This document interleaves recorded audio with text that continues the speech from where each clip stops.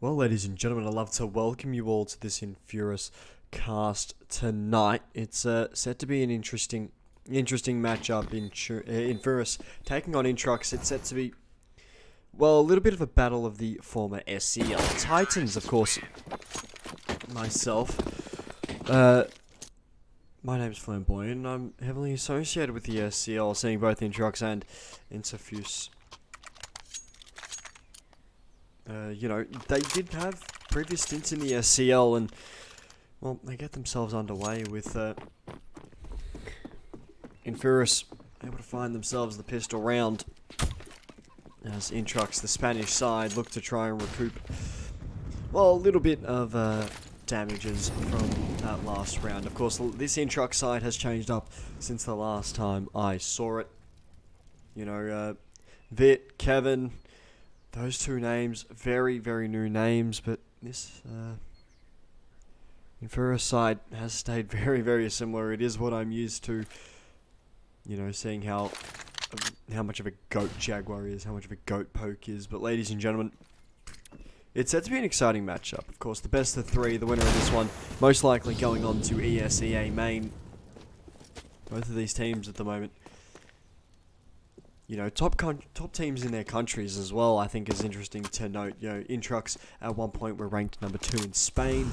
We've seen Inferus, they did have that sort of Lithuanian-based lineup. They were very, very up. Very, very close to being up there with Last Win Gaming. With the now SD.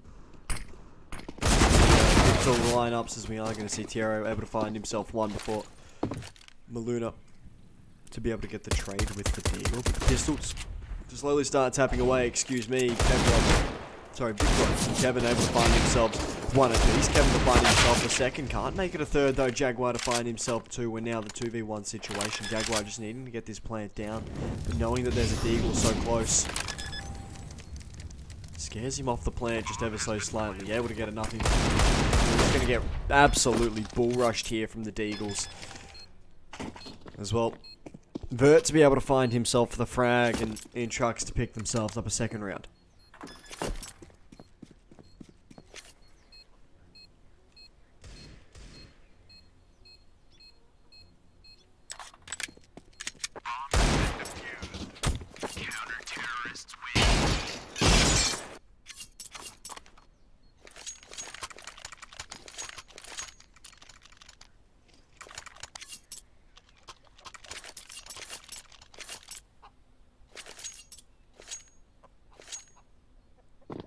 We are going to start to see INTRUX now.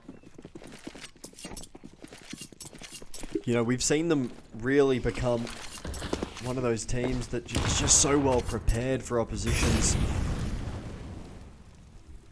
And Inferus, well, they've had their ups and downs. The biggest sort of issue with this Inferus side at the moment is their consistency. We've seen them at their highs being able to take on teams, who have gone undefeated and stay competitive against teams, especially like C'est La Vie, I think it's C'est La Vie, team that went completely undefeated, didn't drop a map, 2 early gates last night. We saw Inferus really look to be competitive against them and continue to sort of be a team that put a lot of pressure against them, as we are going to see Kevin looking to try and get himself a little bit of extra damage through some bracket control, some nades to go down through Banana.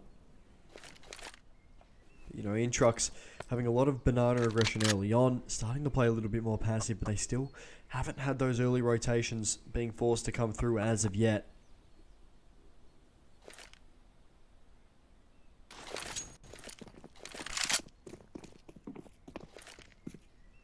As well, looks as if Inferus to start making their way over towards this B area of the map, leaving Poke as the lurk. Dumas gonna be the entry man. He's unable to find anything. Instead, they actually line up for Vert as he's able to find himself too. Jaguar with that AK, the hero AK coming into this round. Looks to potentially try to play off the back of the space that Poke has gotten. As Poke all of a sudden needs to find this pit player and does. The AK to be recovered, the bomb to go down as Inferus absolutely pull a sneaky on INTRUX there, forcing the rotations early. A bit of a ballsy call. And now the 3v4. The retake start coming through for Intrux, and this Inco Mac 10 is going to go huge. It has to go huge. They're going to hear the crossing. They're going to know it's just got to be a lot of this diggity control, and Vert able to find Jaguar. That's the AK down, and Vert to be able to find himself a second. Vert, well, he's not going to have a say in the third and final frag here, but Intrux. Did Jinko just accidentally let go of the bomb? No. It didn't. He scared me there for a second. But the 4K from Vert to come through as Intrux pick themselves up a second here on Inferno.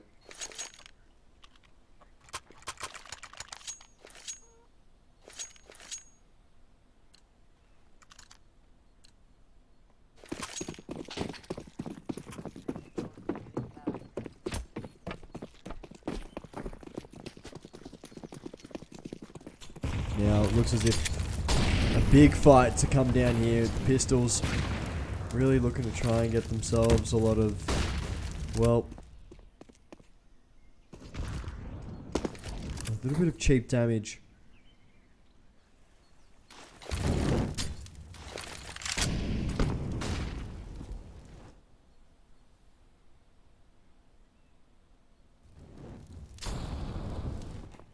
There's now Intrux really relying heavily on this retake flash to come through. We're going to see Vert's able to find himself one. He's popping off huge so far. We saw him get 4 last round, 2 in that second round, as we did see Intrux really bounce back into this one. Inco really fighting for a lot of bracket control. As well, Tiero, he's able to find himself one. Potential for him to double up, as he is still looking for more and more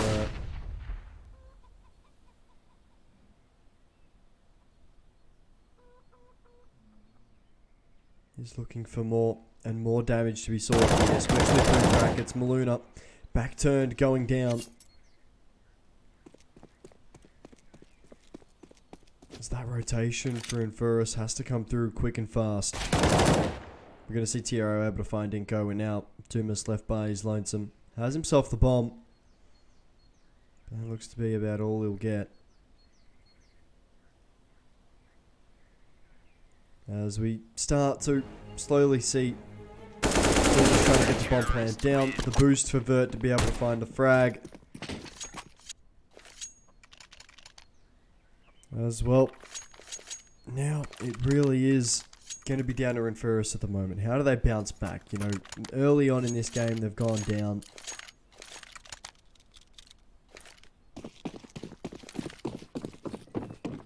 Now it's really going to be up to them to see how they bounce back. You know, what's the mental resilience like of this team? You know, an overlooked component in a lot of Counter-Strike as of recently. You know, how strong are teams mentally? How mentally tough are a lot of these teams? The booster come through as Poke able to find himself one. Not holding down now. The second goes astray. The fight. Early on, through this banana control, we are slowly seeing Inferus get themselves, you know, around this map, looking to try and take fights, looking to try and show a lot of presence. However, there is the potential that they could be stretched too thin.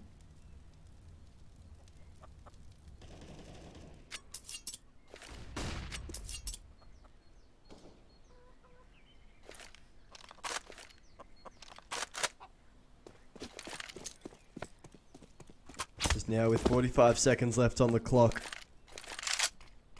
Inferus looking to head towards this B side of the map. Jinko, we know how good of a hold he can be.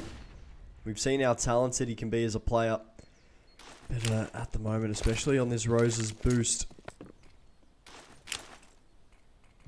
you're going to need to start slowly seeing what he can get. Actually, it's a fake of beat. They had me convinced as well, and with 20 seconds remaining, it looks as if A is going to be the hit. Really focusing on a lot of these delayed hits to come through at the moment. Tiero and Vikrod have themselves a little bit of a crossfire. Vikrod to go down, Tiero to double up. And now with 5 seconds remaining, it's all going to be down to Tiero. Tiero's won the round for them. Able to find himself 3 through that sneaky corner box. Intrux pick up 4. Off the back of Tiero and Vicrod. That deadly crossfire. Proving deadly indeed.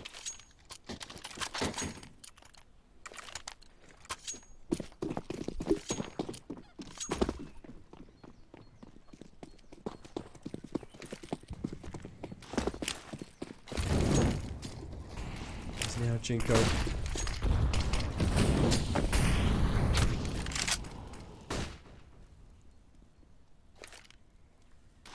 A lot of this B hold for INTRUX at the moment. Looking to get reinforced. The pistols really waiting for that flash before they jump out into the site. We're going to see Jinko, Verd able to find themselves one apiece. Maluna to get one back. The rifle hits the deck, and now it's all really going to be down to INTRUX to try and keep these rifles in the game. As INTRUX able to pick themselves up 5 early. The CT side of Inferno is looking to really start off on the right foot here for the Spanish side.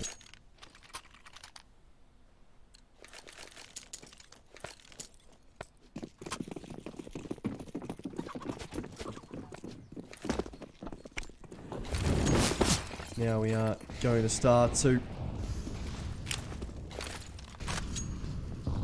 get a little bit of a looky here.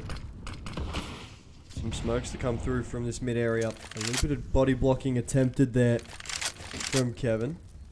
But Vicrod, especially through this apartments area of the map.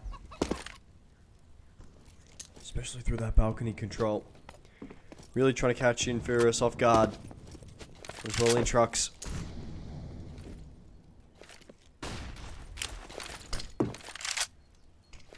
Slowly getting some utility out. A minute 10 remaining. And now Tiero with that AWP. Good enough for one. Shooting while blind. Able to find himself the frag.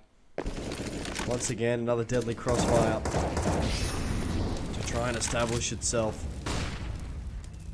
So a lot of this short and dig control starts to come through.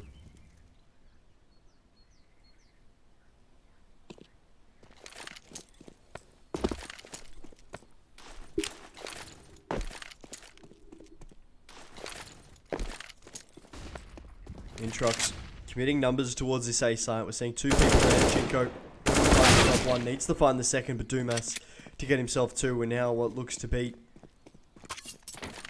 this rotation in this split here for Inferus. But immediately we are seeing a wraparound from both areas of the map. Vicrod as that delayed rotation. As Dumas needs to live. He's able to find himself Kevin.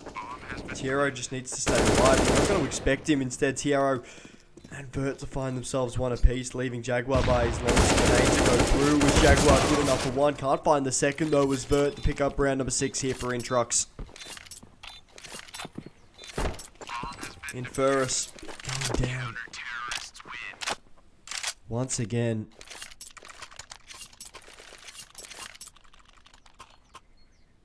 But, you know, a much better round, especially. You know, they were able to take a lot of space, especially through bracket, continuing to have themselves able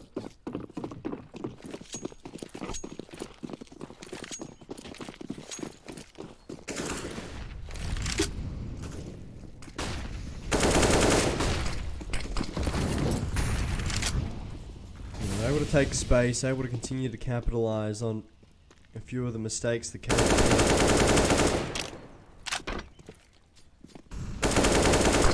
Well, it really is down to Inferus now. They do take the man advantage. However, so much damage has been done by utilities. Vicrod next to go down, having a bit of a poke and prod.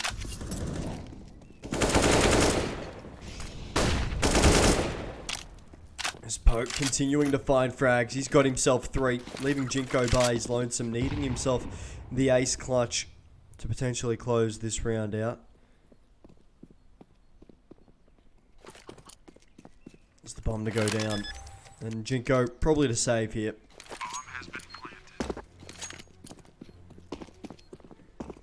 Probably to save.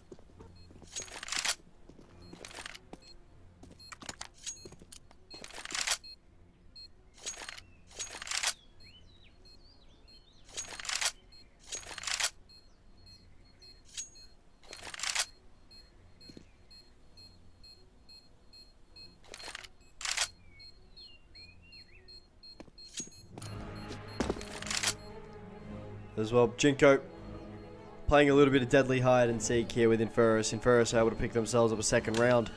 And more importantly,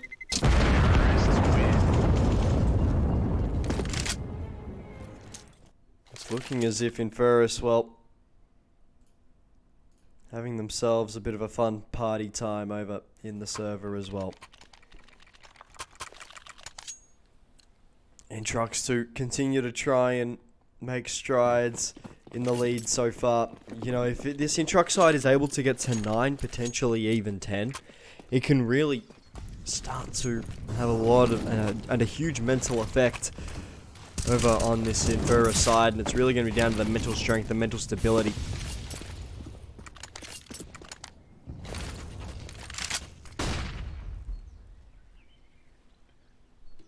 of this Inferus side to try and bring it back once more.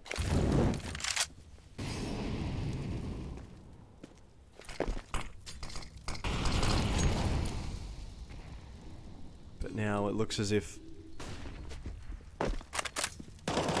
we are potentially going to start to see INTRUX trying to have themselves a grand old time in the server.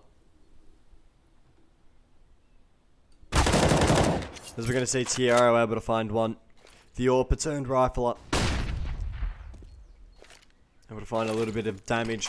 Bracket control to be retaken here by INTRUX, and that's huge. That is absolutely massive to retake bracket, especially with 40 seconds left on the clock. They know it's B. I'm surprised we haven't seen rotation start to bolt over. It's near impossible to take this A side with at least a little bit of bracket control.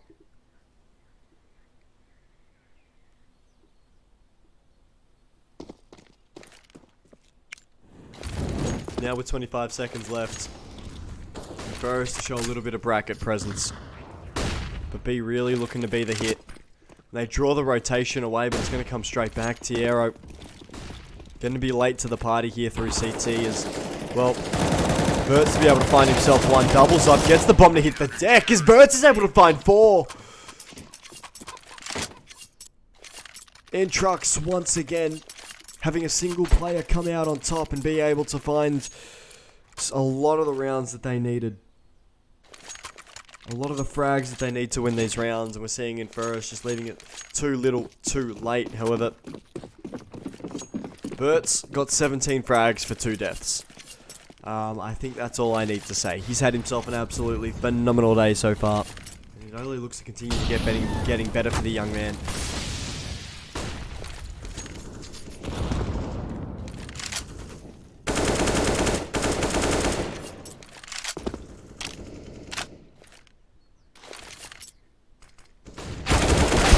To find the double stack, Kevin to find the trade though. Poke good enough for 1. And a huge frag for him to find.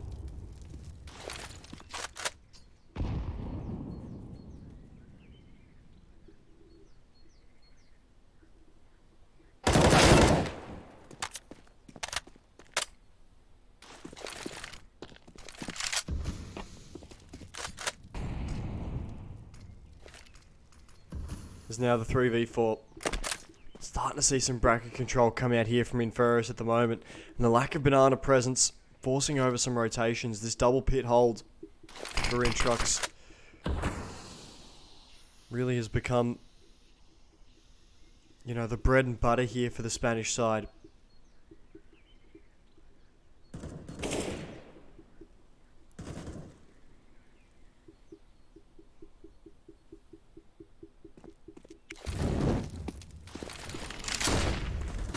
Now, with 20 seconds remaining, once again, Inferus little to no time on the clock. They're going to get slowly picked off as INTRUX. They win the half, but the question is by how much. This Inferno map has slowly started to turn into a bit of a bloodbath, and it's really going to be interesting to see.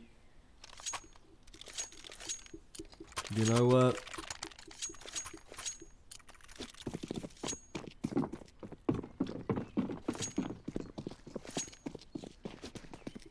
We're seeing Inferus now slowly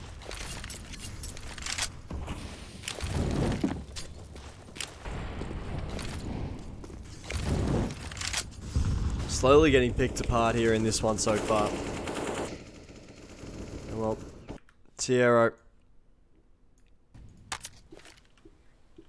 And Co. Well, actually, it's Vert and Co today. Looking to have themselves an even better sort of close to this first half. So now we're going to start to slowly see INTRUX trying to continue this aggression through B. We're going to see Jinko able to find Maluna. Flashes to go out over the top, and now Jinko to find himself 3 on the banana hold. We're going to see Inferus eventually able to take banana control, but not with the pain. Tierra is able to find Dumas after just spraying through that smoke, trusting in his ability, and now Poke left by his lonesome, the bomb to go down. Some more spraying to go through. Poke, oh, he's just going to start phasing through this smoke. This is so smart from Poke. He might be able to catch over, may be able to try and catch a few INTRUX players off guard, but they're ready for him. Vicrod to be able to find the final frag after switching from that utility to the rifle.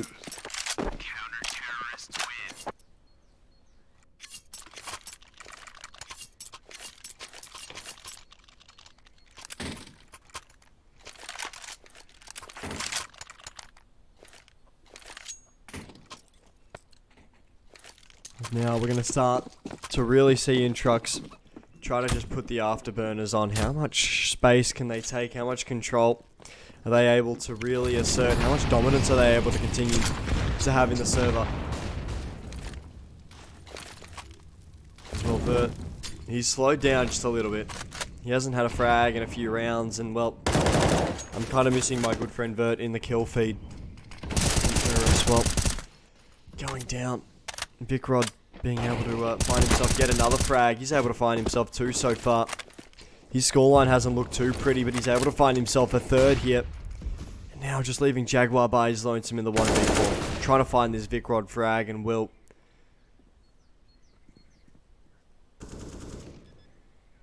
Well, Vert to be able to find himself another. The AWP probably not going to be opted in for here. For INTRUX, we could potentially even see Jinko buy it himself. But the pistols once again for Inferus here, as we see INTRUX able to pick themselves up round number 10. Yeah, it looks as if INTRUX not opting for the AWP on this CT side at the moment. An interesting decision, and it does look like it is working out for them. As the timeout does come through, Inferus, they're just looking beaten at the moment. You know, there's not a lot to really do on this T side of Inferno. You know, they're trying to draw off rotations and then hit sites late. And all of a sudden, INTRUX, you know, they're just able to read it. They're just able to be 2 steps ahead pretty much at all times. I think they've only caught... I think Inferus has only caught INTRUX out maybe once. And that one time, you know, I think it was the pistol round where they were able to draw those rotations, hit that A site late. And after that, I think INTRUX really started to get the hang of it.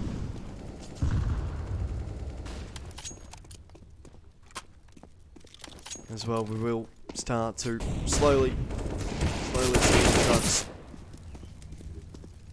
able to get themselves back in control back after a little bit of a minimal challenge. Apartments looking to be sort of the next thing to tick off the list. Kevin.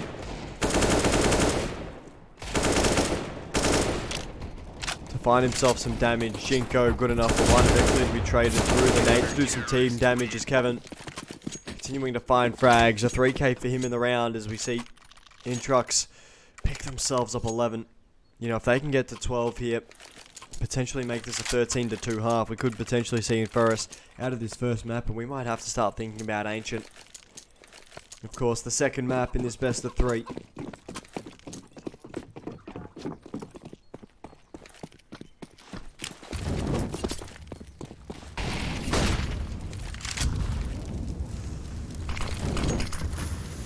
Now we start to slowly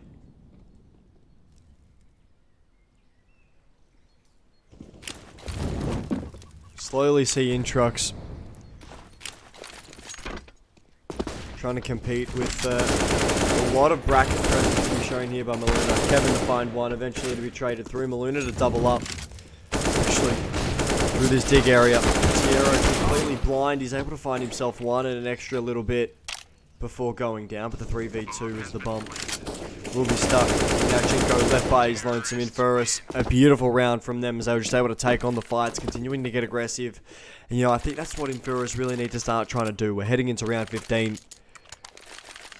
Trying to close out this first half. We're seeing Inco on no frags. We're seeing, you know, a lot happening on this Inferus side where they're just not getting a lot of the stuff right. We're seeing INTRUX playing this game beautifully.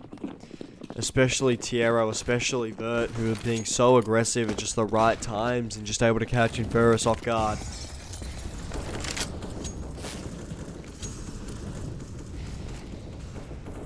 Now starting to slowly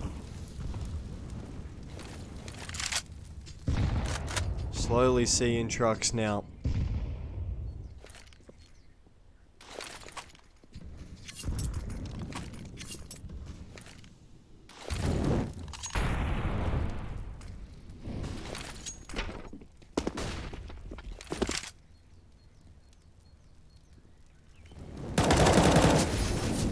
Really trying to hold strong at the moment. We're going to see Domas poke. All completely mowed down as they come in through this short area of the map. Jaguar to be able to find himself one, and now all of a sudden to be wrapped around very, very quickly by Jinko here. That MP9 showing a lot of presence in Jaguar. Well, he's going to be dinked so heavily. Down to 44 points of health left in the 1v3 situation. Able to find Jinko. Jaguar, if you really need to give your team a bit of a kick up the arse, it's well, it's plays like this that really do it. There's more Jaguar. Continuing to try and see if he can spot out ever so slightly where these INTRUX players might be. 25 seconds remaining. Utility to go down. Kevin to find the frag and INTRUX to pick themselves up 12. Ladies and gentlemen, that first half comes to an end and, well, the second half really looking to try and get underway. I think we've seen a poll in the chat already that's already potentially even discussing the second map already. Of course, Ancient is expected to be sort of the deciding map. You know, is INTRUX going to be a side that is continuing to show their winning ways on Ancient, but Inferus, well, they've got a lot of work to do at the moment, and it's really going to be a matter of time to see if they can actually do it. But I'm going to quickly get some water, and I'll be right back for this second half.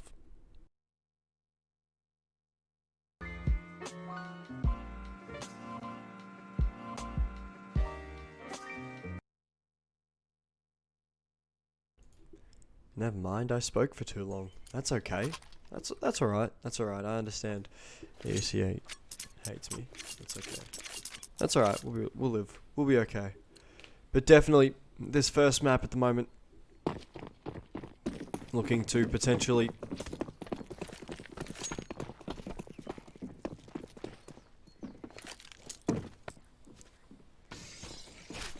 and potentially even, hopefully not, show what's yet to come in this map so far. Now we can see Inco able to find his first frag in the second half, able to find Kevin dropping off the angle quite quickly. Especially dropping off that aggression through apps. As well, B looking to be the hit. As the lurker does go down, as INTRUX with the pistols now looking to try get even more aggressive. Utility to come through. This double dark hole to come for Inferus at the moment. As we are going to see Jaguar able to find two, potential for the third, but Vicrod by his lonesome backing away, and Domas, well, that's a beautiful shot to the dome.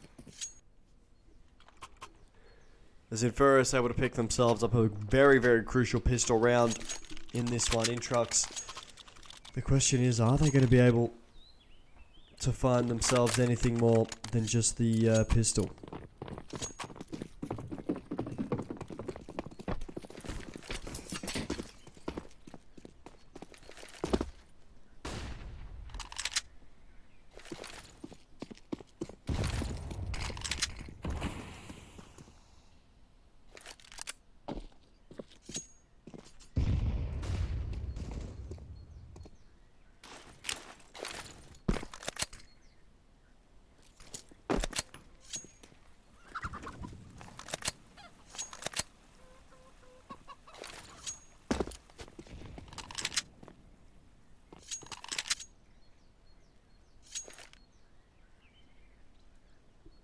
as well. INTRUX looking to slowly start getting a little bit more control at the moment. Dumas able to find one, only going to be traded. Maluna having to hold strong in this site. Good enough for 3, potential for the 4th to come through. Zero to get the trade. As well, INTRUX go down once again. What was looking to be a bit of a cheeky B pop goes astray.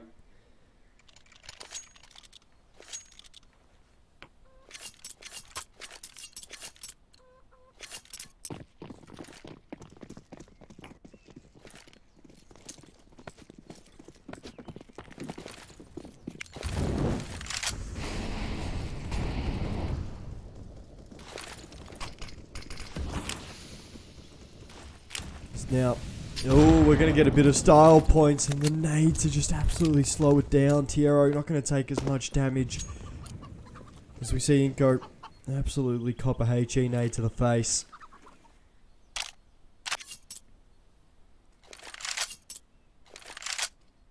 Slowing down the sort of instancity of those HE nades. The stack for style points goes astray.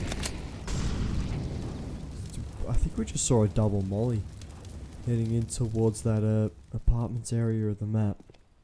Especially that boiler area. So we are going to start to see some utility for INTRUX. 55 seconds remaining.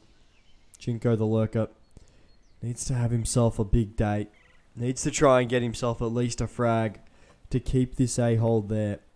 And now with 45 seconds remaining, it looks as if these rotations head over towards this B area of the map.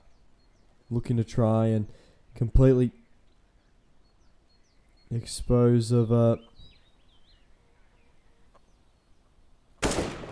completely expose what could be a little bit of a weakened B hold at the moment. We're going to see Bert able to find himself one. Nomas to the back of the site, looking to try and potentially get a fair bit more damage. He's unable to go anywhere. He's getting sprayed through the smoke.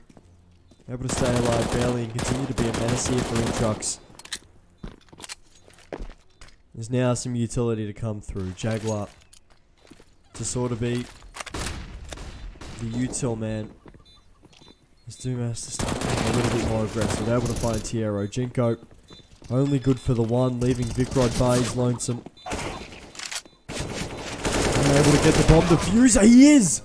But the bomb's going to be diffused before it. Inferus able to pick themselves up round number 6 off the heroics. I do think it was Poke who just hopped onto the bomb. He was able to find the defuse last second before getting shot in the head.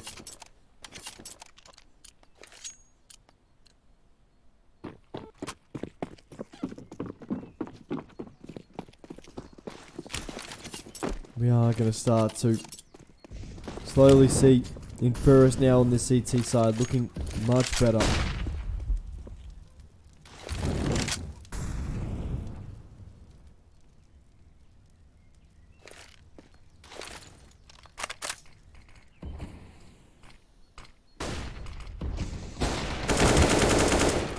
There's now Jaguar to hold strong, good enough for 2. Poke to find one back.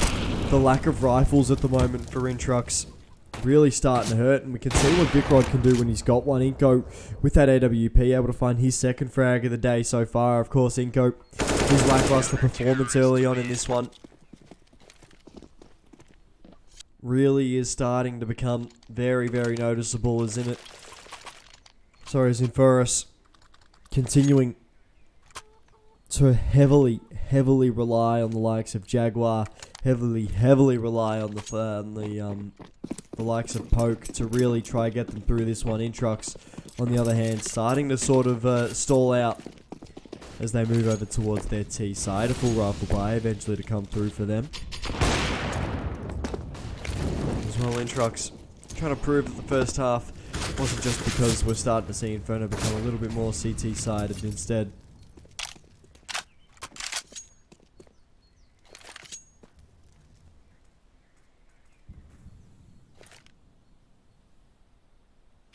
Now looking to be that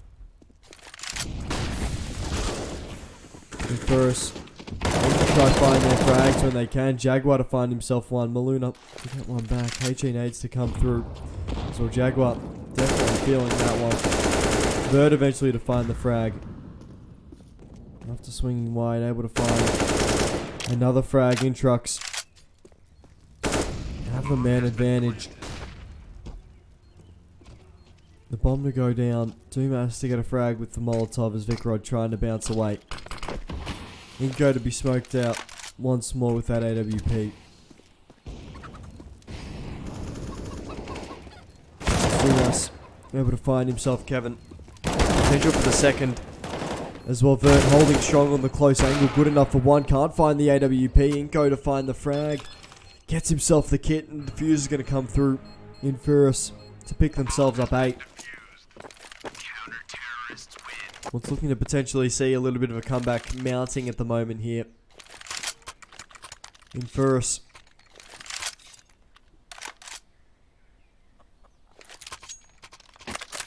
looking to try and fight their way back into this game after what was a bit of a horrific start.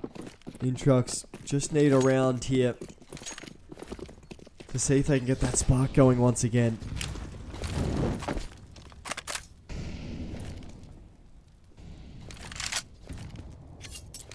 There's INTRUX.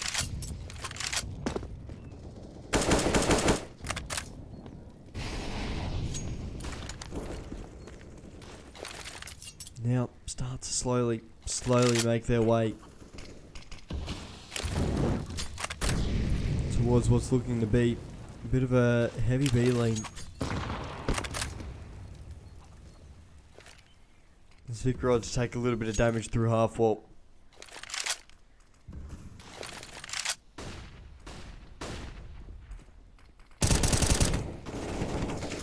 There's Poke to find himself one before hopping away. Potential the second to come through as we're going to see Poke.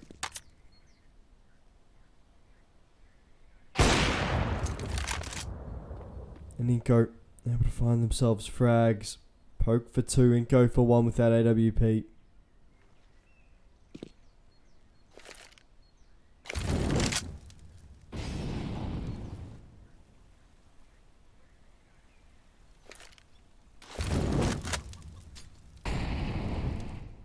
Now the 2v5 with this T side. We're going to see Tiero able to find the trade on the Poke. Poke being such a menace, able to find himself 3. Now Tiero left in the 1v4. Going to need the ace clutch. But instead, probably trying to hold on to this AK. Able to find a second, but Dumas to be able to find the final frag. INTRUX once again continuing to sort of bleed rounds out.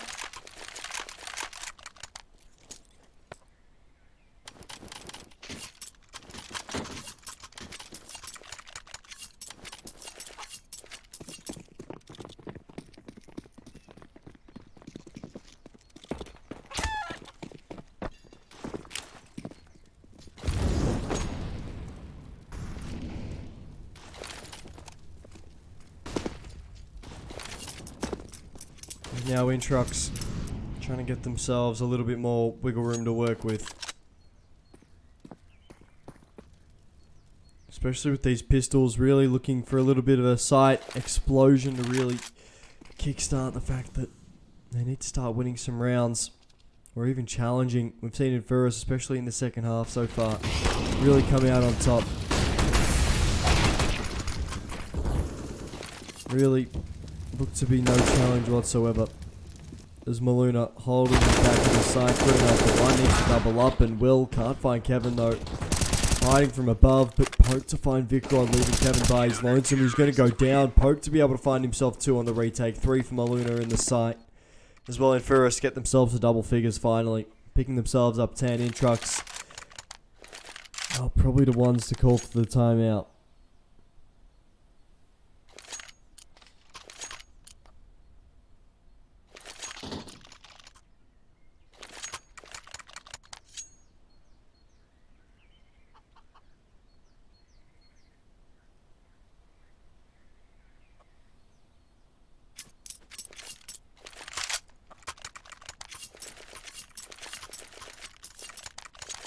We are going to start to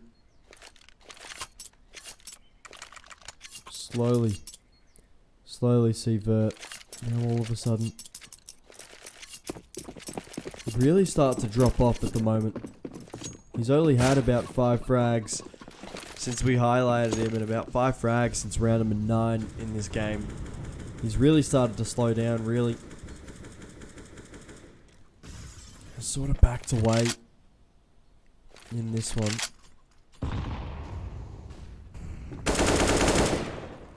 We're going to see Jaguar able to find himself there. Maluna, Dumas to be tagged up as well. Dumas continuing to try and find damage. The fact that he is pretty big at the moment. Damage is pretty huge for Inferus. It does make everything a hell of a lot easier.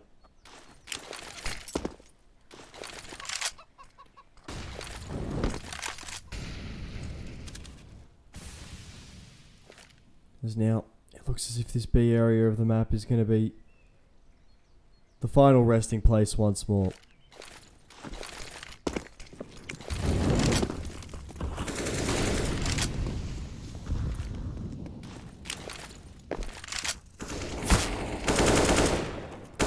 Poke, Maluna to find themselves one apiece through that smoke. Maluna in that area of the site once more. Tiero to find himself 2, trying to spray down for the 3rd. But with so minimal health on these INTRUX boys. Dino should potentially have both of them lined up, and he gets one Inco to find the 2nd as Inferus able to pick themselves 11 in the comeback. Now really starting to get some traction, really starting to get some wheels. And it's really going to come down to, you know, are Inferus able to get themselves to that 13 mark? And once they get to 13, potentially 14, and from 14 onwards, are they able to close out this Inferno map?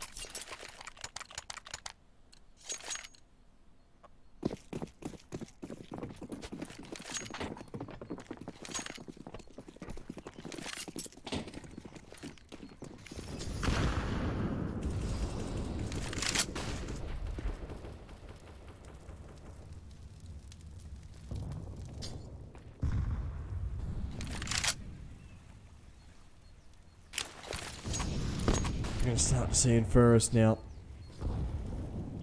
Especially this B hold. Really looking to try and get a lot of fights through that side, as we're going to see Inco able to find one. Jaguar to go down, the AWP to stay alive, and that's the biggest and most important thing here for Inferus. Especially in those double setups through apartments. The AWP has to live. The AWP does go down.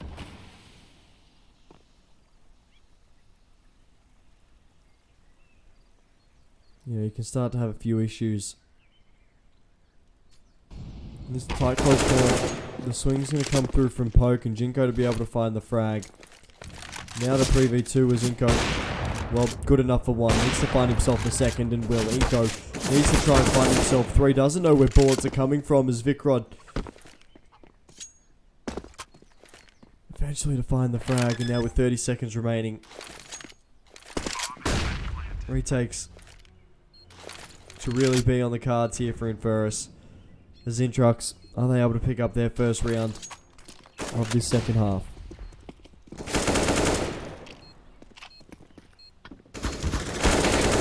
So we're going to see Dumas and Maluna able to get the retake. A beautiful 2v2 conversion.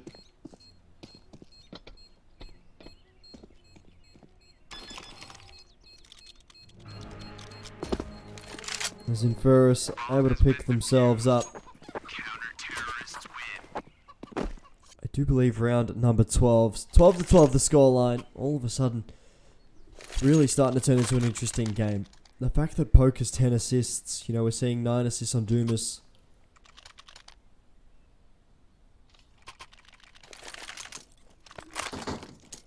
You know, it's a really interesting stat. How many times have we seen Poke, you know, unable to finish his dinner on these frags, you know? How many times is Poke just going to be able to try and get a few tags in the server before going down? There's now INTRUX.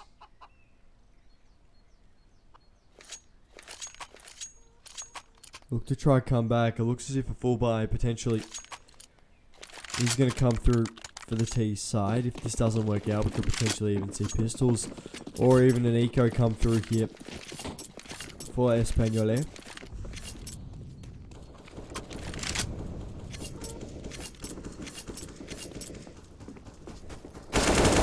Inferus, especially the AWP of Inco. A rare miss shot from him.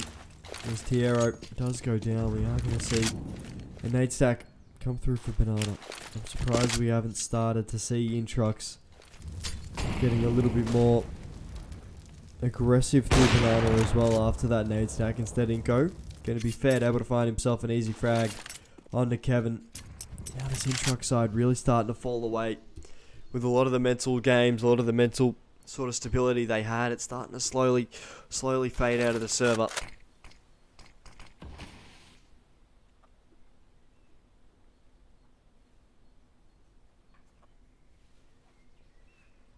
Has himself a lot of room to work with. This B-Rap could potentially come through. It's really going to be down to INTRUX. Are they able to stop this Rap from being successful? Maluna has been so huge in these B defenses of recent. Goes down, the first one to go down. Tiero to find Dumas, the bomb to be planted is Inferus. Well, save probably the best call at the moment.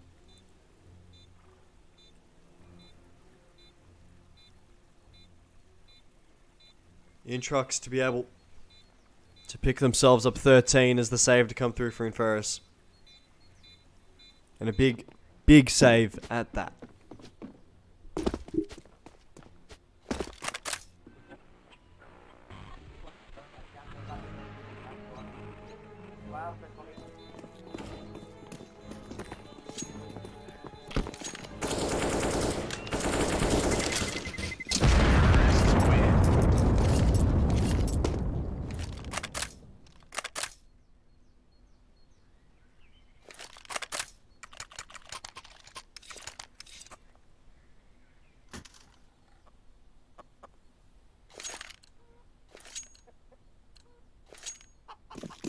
Well, INTRUX.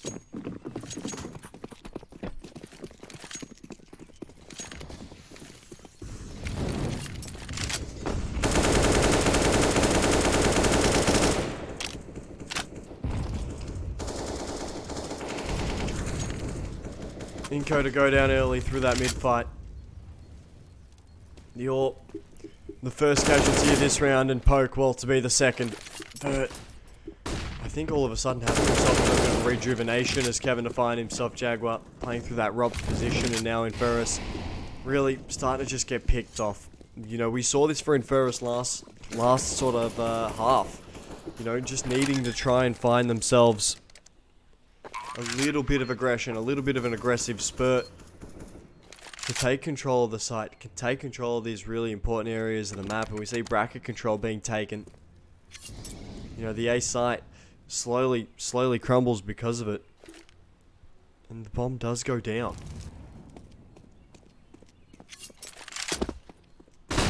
Which, pretty big. Tiero to find himself one.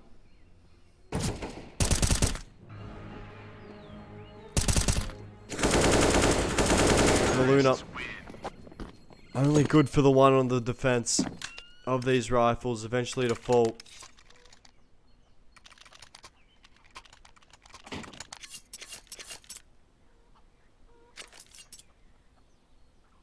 As we're going to start to see INTRUX pick themselves up 14. The timeout to come through. Now, more importantly,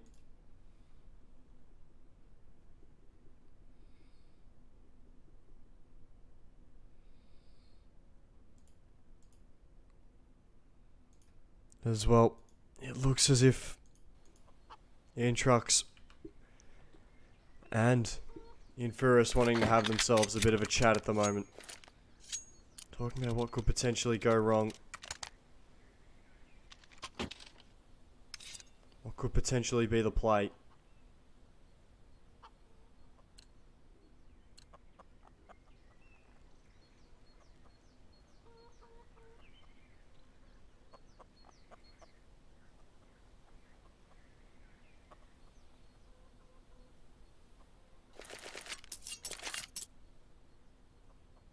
There's now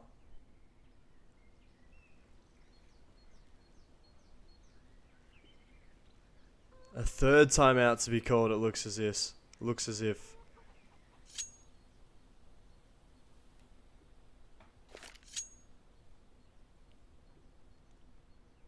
There's now Inferus. All of a sudden, trying to get a little bit more out of this game. They're not done as of yet, and the pistols to come through to show it.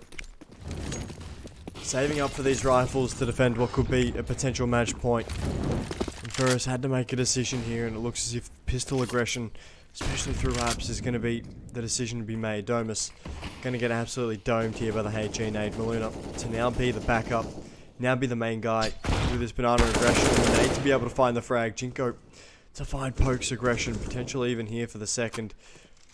Gonna watch that kill feed to see if Jinko does take on that fight. He is able to find this frag on a Jaguar. Actually, we're going to see it right in front of us as Jinko to now leave Inko by his lonesome.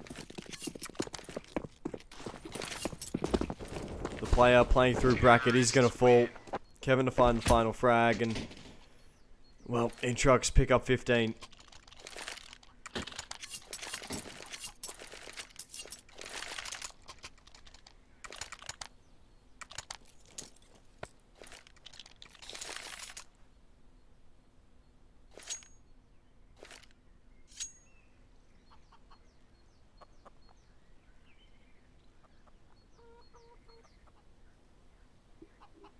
We are going to see, once again, another timeout. This first map, not done yet. Not over. And more importantly,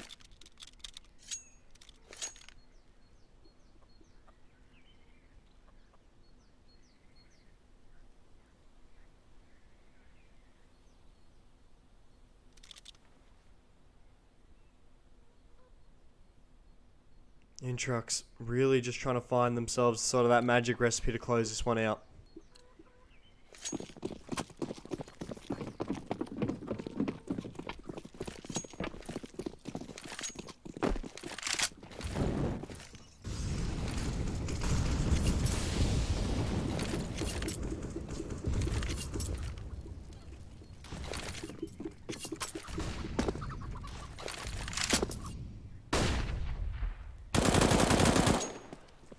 As we're going to see Dumas able to find Vicrod, making it now the 4v4 situation in the server.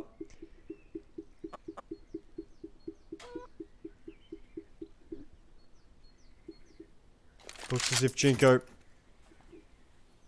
really waiting for aggression to come through. Jaguar trying to maintain control of this bracket area of the map. INTRUX look to be sharks circling around the water of it. There's a little bit of aggression to try and find a pick, especially through this banana control, especially through B. There's rotations to be drawn away. There's double dig presence to be shown. There's Jinko to swing wide. Jaguar to be able to find one. Kevin to find the trade though. And a really important trade that is. This Inko AWP needs to hold strong. Good enough for one. Actually deciding to hide back into the side as rotations do start to come through. The 2v3 situation as Dumas, well, needs to come through and come through quick. The last one remaining now in the 1v2 situation. The bomb to go down. And a safe doors corner. And, well, Tierro to be able to find Dumas. We're heading towards this second map with INTRUX eventually closing out what was a little bit of a very, very scrappy Inferno, ladies and gentlemen. We're going to have ourselves a quick break and we're going to come back to this second map of DE_Ancient. It's set to be pretty much a bit of a banging match so far after what we just witnessed. But we'll be right back. Stay tuned.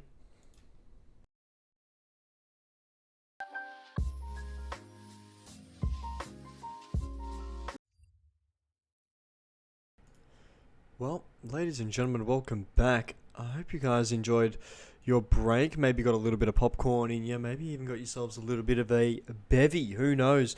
But we are expected to start to slowly see INTRUX Inferus battling it out here on Ancient to try and work out if we need that Vertigo map, is Vertigo going to be a necessity here in this series? Inferus definitely hoping so, but the changes to Ancient at the moment still looking to slowly work themselves out, especially towards this B area of the map.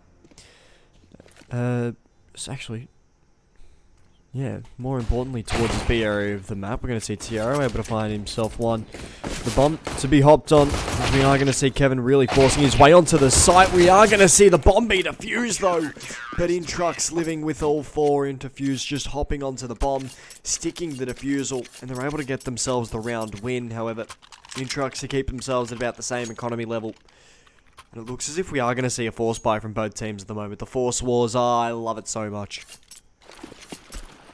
Yeah, it's a bit of a play on Star Wars, the Clone Wars. You know, like the Clone Wars, but the Force Wars, because both teams are technically, it's alright. It's okay. We'll slowly get there. But Jaguar, now all of a sudden, really going to be put under pressure with this MP9 in hand. Some utility to go down to try to protect himself. So we are going to see some rotations over towards this B area of the map. Mid looks to now just be a completely solo hold by Maluna. There we go, we'll get there eventually. As we start to slowly see Vert, someone who had a really red hot start last map.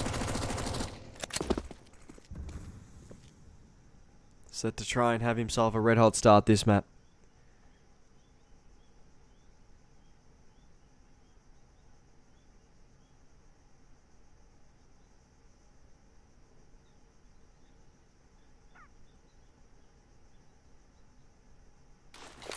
As Vicrod start putting some utility down, INTRUX to follow.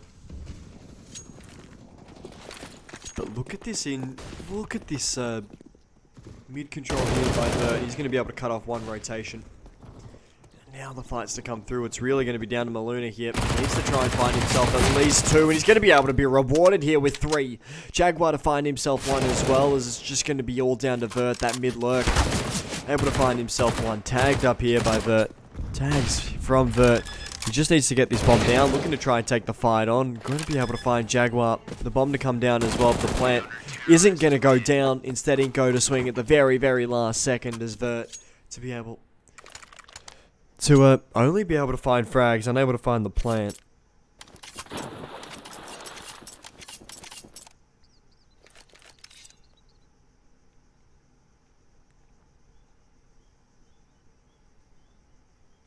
As well, INTRUX, first time they've had a two-round lead two-round disadvantage this series.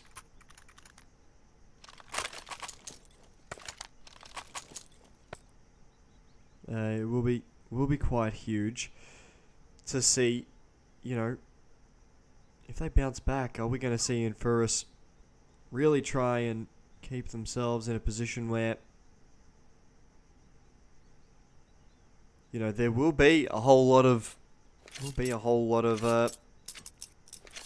mental sort of games that they have to overcome. You know, are we going to see that happen? Or are we going to potentially, even slowly start to see that sort of backwards steps that we did see from Inferus last map on Inferno, but this time out to take a considerable amount of time. So I mean, I may as well have a bit of a hi to the chat. Hey chat, how are you guys? How are you boys? How's everyone in chat doing? How are our nights going? How's our days going, gentlemen? I know I didn't say hi in the first map. I was a little bit distracted with the fact that, to be fair, I didn't know what I was saying. An incredible lead, an incredible comeback, and then just a stomp down in the past few rounds. But how are we, chat? How are we doing? How's our nights going? Have we got ourselves popcorn? What beverages are we drinking as we're watching this fantastic game of Counter-Strike Global Offensive?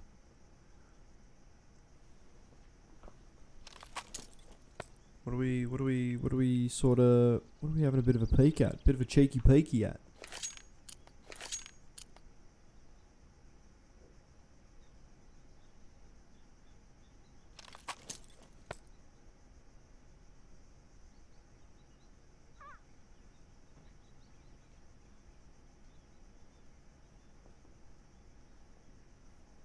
Nothing at all, apparently. That's alright. I saw penguins today. That was pretty cool. I saw a penguin today, chat. He was pretty cool. He was a pretty cute little fella. He was just walking around, having himself a good old time. He was pretty cool. But yeah, that's what I got up to today. That's alright. That's okay. Yeah. It's yeah. Wonder what this tech pause is. It looks as if Jaguar is the cause of it. It's probably not a good thing. But yeah, this Inferus side, what are we really having to look for at Ancient? I haven't really had too much experience with the new Ancient so far, but it does look as if, the new Ancient is definitely still based off the ideas of the old Ancient, just different ways to play sites, different ways to take them. Especially with the way that the mid control is starting to work. It's playing a little bit more like a little bit of a Mirage than what it used to be, which is a little bit more like a overpass. Last time we did see it. There's a little bit of juggling partaking itself in the server so far. It does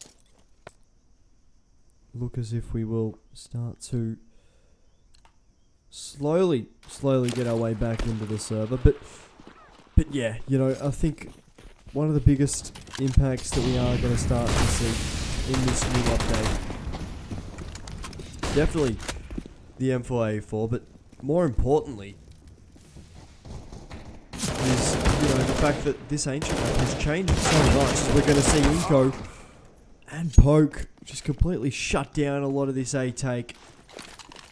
Jaguar, who was dead, presumed missing, is starting to slowly get his footing back into the server. As now Inferus trying to make themselves a little bit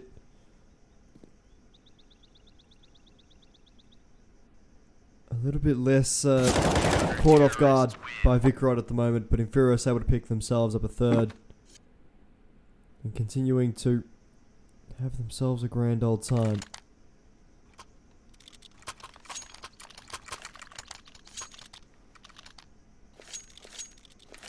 As Inferus pick themselves up 3.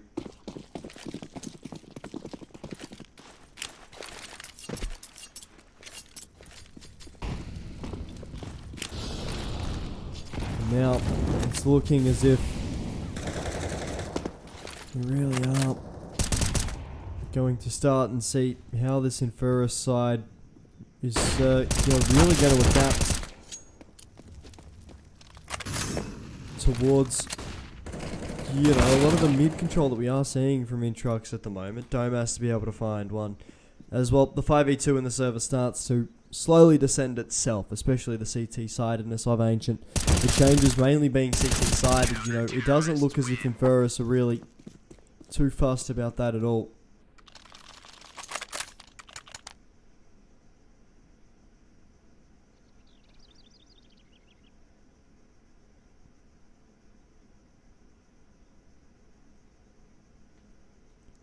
As well, Inco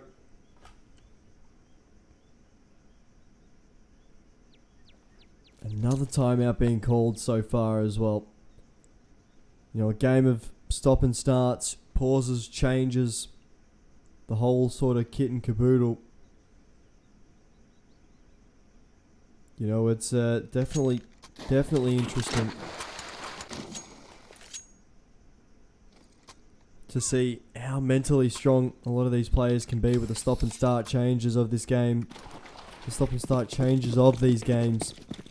We have seen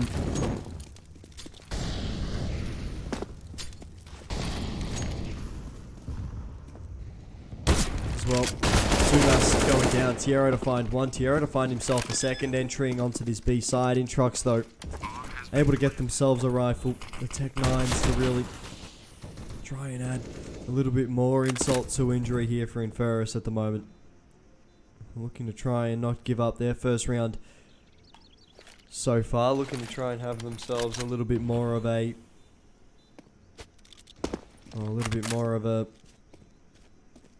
dominant streak going in, trying to lead themselves off. However, the Rifles probably best that they get saved at the moment, trying not to fall into the hands of these INTRUX boys as they continue to look aggressive and continue to just zoom around the map. The bomb to go off.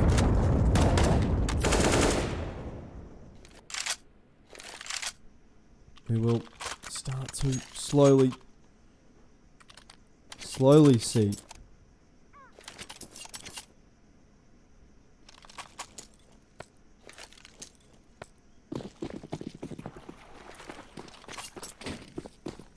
how this INTRUX side is going. They're able to find themselves the first round of this second map. They're able to get the Rifles back into the server finally, and they're able to save 2 Rifles as well for themselves. The Tech-9s doing their job last round, able to get themselves the round win, keeping themselves alive, keeping the armor in the server, keeping the minimal utility that they did bring in. The fact that they were only able to take that B site with 2 smokes is huge.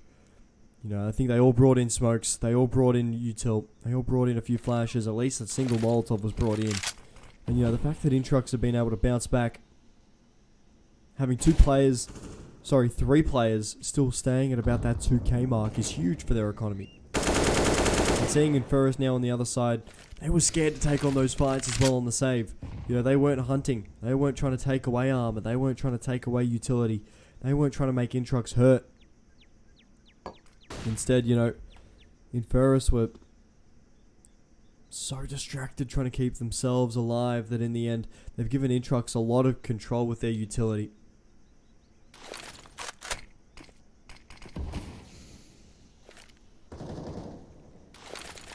There's Vicrod.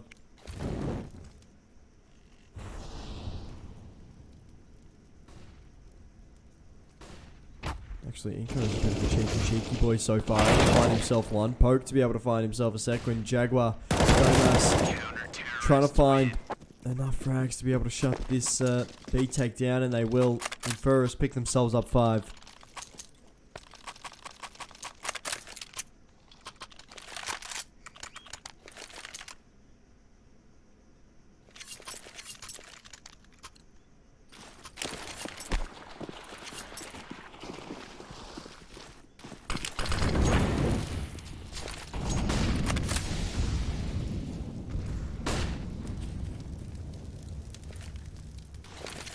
Now Vert trying to continue to take some space through this mid area of the map, an area of the map that we've seen, especially the old Ancient played on, was so crucial, so massive. There's Maluna, eventually to be hunted down.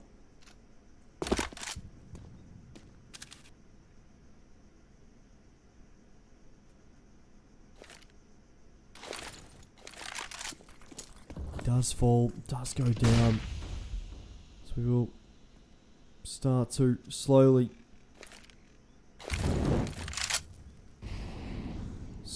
see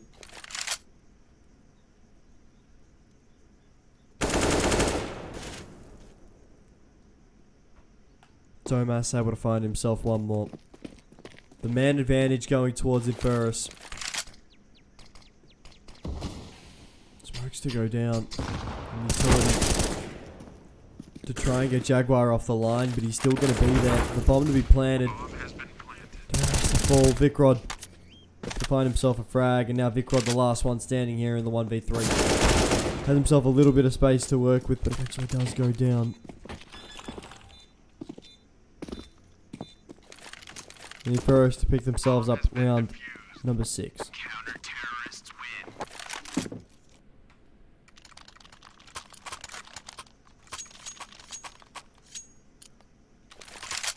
We're seeing INTRUX at the moment really just being unable to hold on to this B site. They're continuing to get overran. They're continuing to just be overshadowed with a lot of their presence so far, and it is looking to start to slowly cripple away at them. Mentally we saw them really being able to string together rounds, really being able to use that momentum to get themselves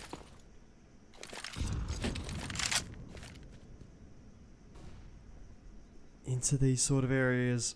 There's now INTRUX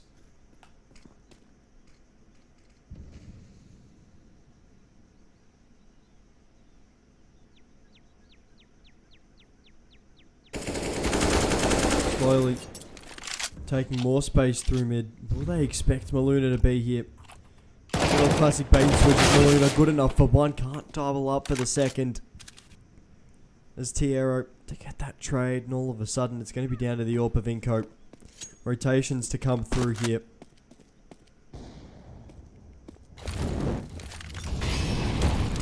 As Inco to be mollied away. We're going to see INTRUX try to get this bomb down over towards this A site. Needs to go in and try to punish Kevin. But he's able to get away with it.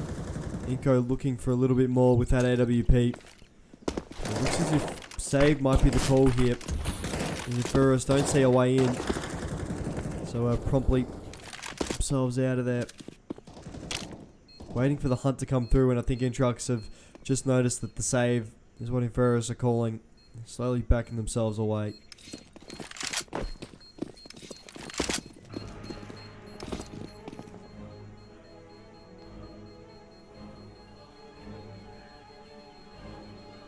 The bomb to go off as INTRUX pick themselves up a second.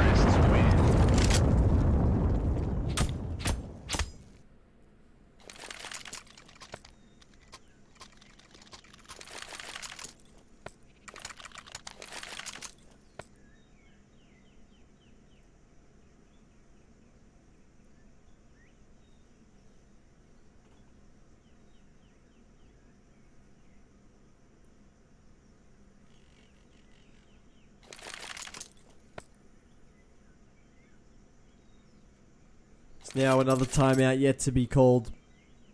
Once again.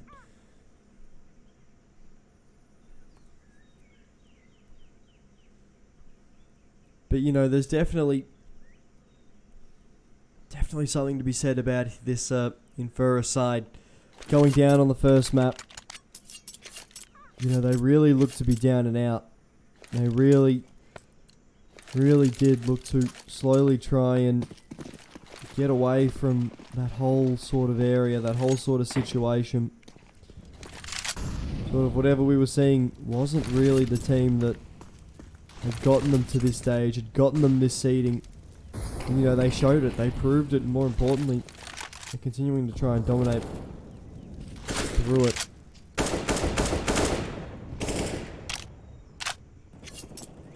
We are going to start to slowly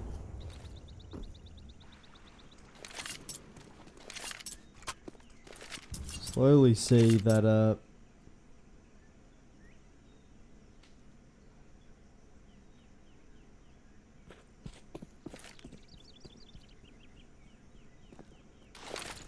INTRUX looking for a lot of mid control, and Inferus so heavily leaning towards mid.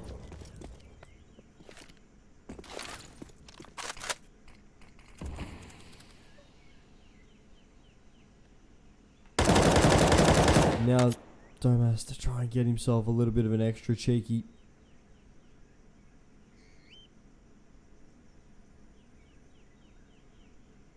Through that smoke at B.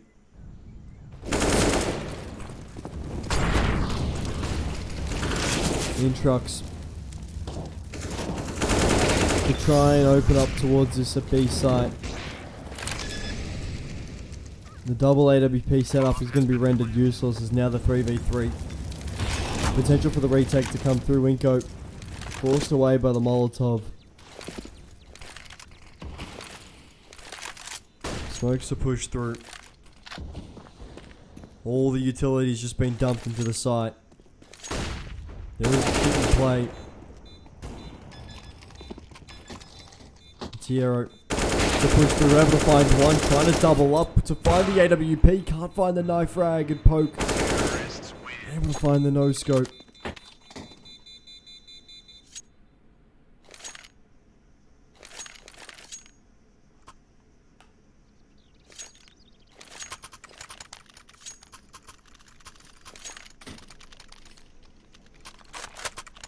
as INTRUX able to pick themselves up round number 3.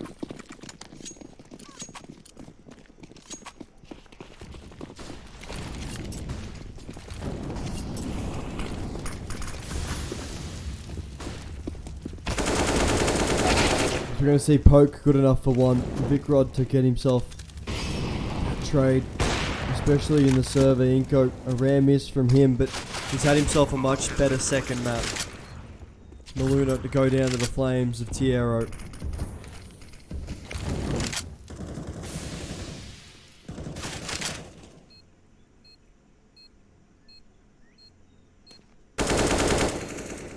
Now the 4v3 situation. Inferus once again saving.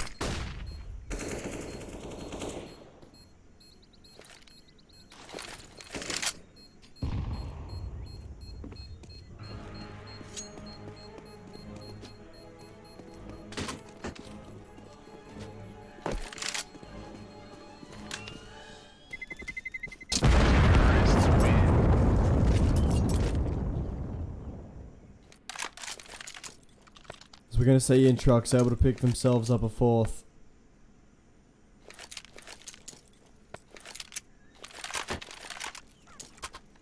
INTRUX now really starting to try and fight back in this one. Really trying to continue to attack sites, continue to attack this middle area of the map. You know, we've seen Ancient really become really open, really accessible, especially through that candles room area of the map. It kind of reminds me of sort of that secret control that you can get if you're a bit of a cheeky boy. You know, that outside control on Nuke. You know, if you're able to take a lot of outside control, you're able to get yourselves in a position where you can wrap around that heaven position. You could potentially take on ramp from behind. You know, that candles position is so crucial, and we haven't seen Inferus really challenging for it a hell of a lot. They just assume they have it.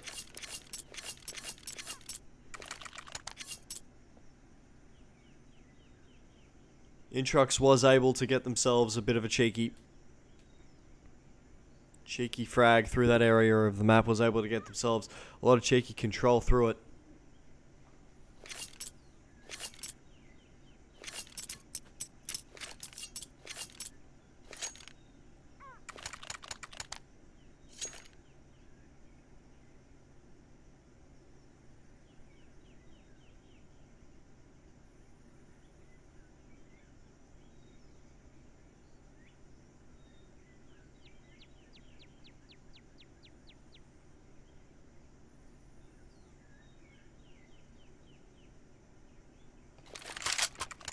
As well, match pause once again. Sort of leads me to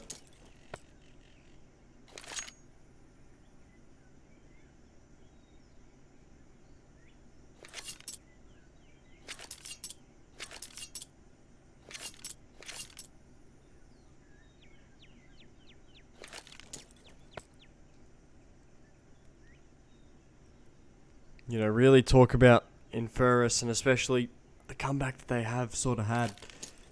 And this buy that they potentially will have to start considering. Half armor on Maluna leaves him with enough to potentially get himself an MP9. Poke could potentially get himself the MP9. However, I wouldn't be surprised if we see Poke just stick with the Deagle. Poke has really had himself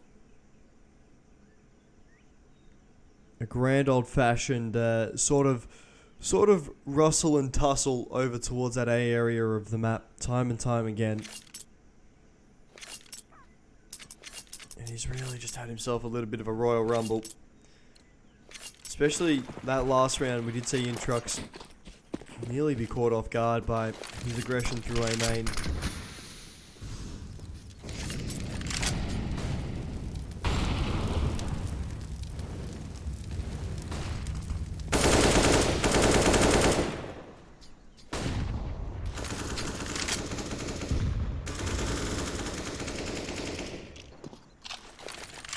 As Dumiston, 1 point of health, eventually found by that Vicrod nade. A huge nade to come through. As Inferus Well, they fire back with two of their own. Unable to find any damage whatsoever. As now it looks as if INTRUX trying to continue to get even more control here, leaving Vicrod by his own team at 1v2, trying to take on this AWP of Inco. He's able to recover the bomb and head towards his B site. Should be able to get himself a bomb plant. And now it's really going to be down to, you know, how are we gonna see this retake come through? Is it gonna be a trade situation? Is it gonna be a bait and switch that we're so used to seeing as Poke? Well, he just does it himself. Just able to find himself the frag. Bomb has been defused. Counter-terrorists win. As well, Inferus able to pick themselves up 7. And continuing to look good.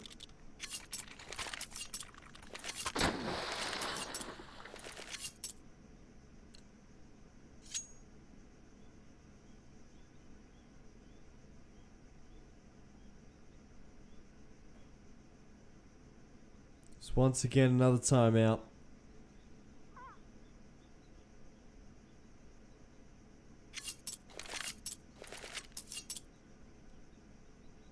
As well, it's really becoming a mental test at the moment for these teams. These consistent pauses and the fact that, you know, they're consistently disrupting the game. Players have to stay focused.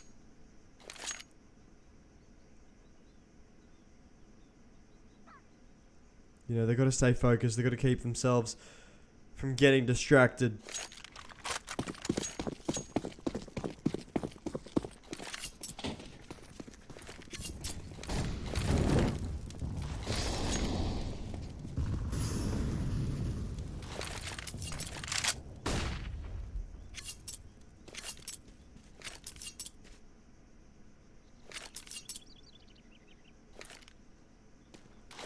Zinco, well, once again invested in with that AWP. Continuing to see if he can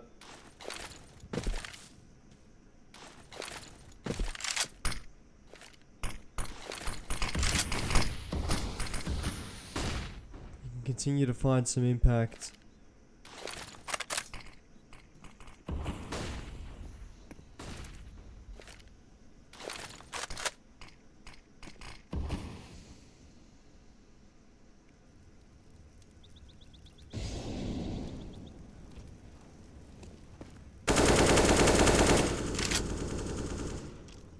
Some wild spraying. We're seeing a triple B lean over towards this Inferus side. There we go. We're getting there eventually. We're getting there eventually. We'll slowly get there. Now we're starting to slowly see Inferus.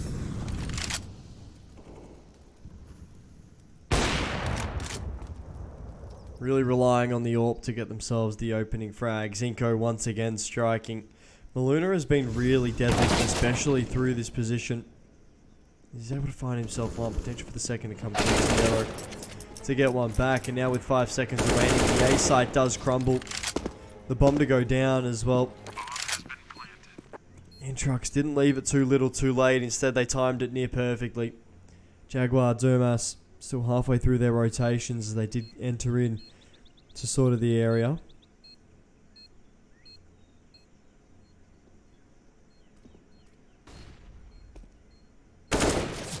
As well, Kevin trying to find an easy frag. Going to be tagged up quite heavily. Vicrod to be able to find this Jaguar frag. Now, just leaving Domac by his points. He was going to stick it. Kevin to find the frag and close it out for INTRUX as they're able to find themselves 5.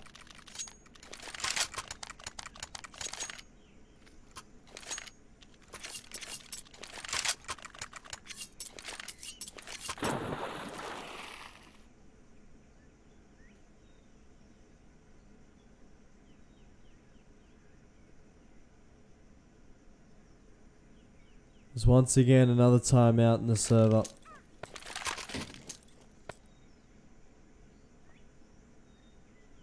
I wonder what's going on. I genuinely am curious as to what's happening at the moment to cause all these timeouts. If anyone's got any idea, please feel free to let me know.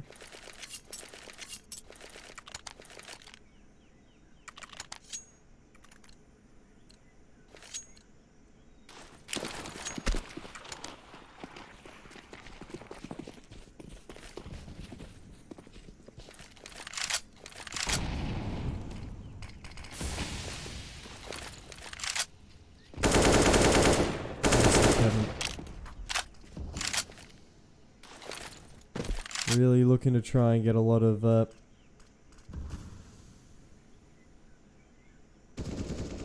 space taken early on in this game so far. We're going to see Maluna able to find one, eventually to be traded.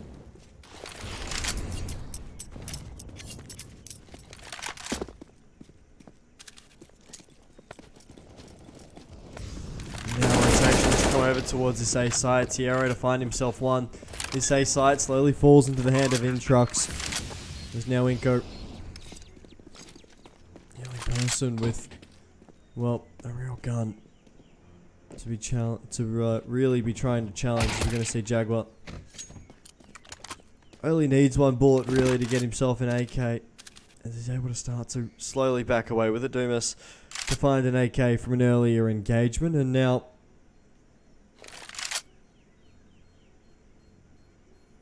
it looks as if we are going to start to slowly see INTRUX picking themselves up 6, and probably not going to take anything more than that.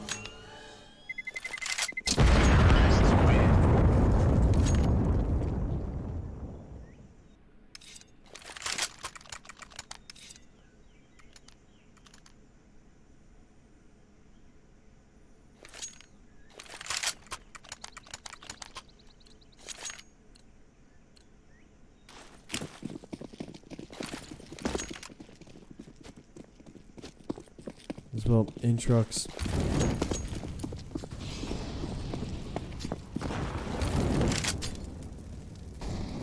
Now all of a sudden having a lot of momentum in the server, really trying to capitalize, really trying to get a lot going, and really trying to really boost themselves into sort of this new sort of team in this ancient map. We saw it in Spouts, you know, the different teams, different consistencies that we can get of these teams based on momentum. And now it's really going to be a challenge of, you know, what is sort of going to happen. What's really keeping themselves going is we're going to see Poke able to find one. We're going to see Kevin able to find that trade. And now Inko to be challenging with that AWP. Vicrod to go down. Now Kevin to try and force Inko away with a Molotov. I'll be able to find the tag and the bomb will be able to go down in peace. Tierra with that wraparound onto Maluna. And he will. There's now a little bit of aggression as the site retake does start. Tierra able to find the AWP. We're going to see Kevin able to find one more. The bomb to be defused. There's Dumas to probably get credit for the defusal. Jaguar to find the frag after time. And now heading into round 15, it looks as if Inferus can really give themselves a bit of a big boost going into this T side.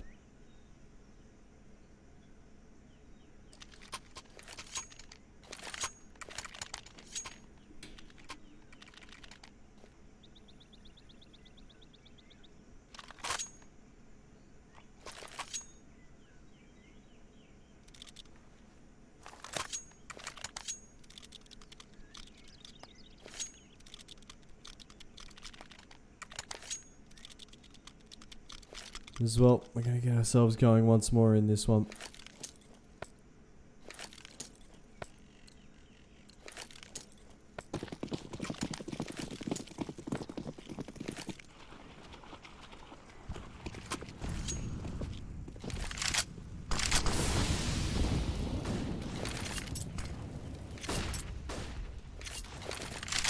going to start to see Inferus trying to close out this first half a lot better than they closed out the last half.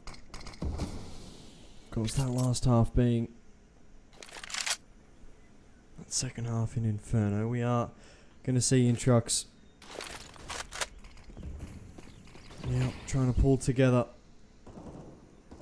potentially even 7 at the moment.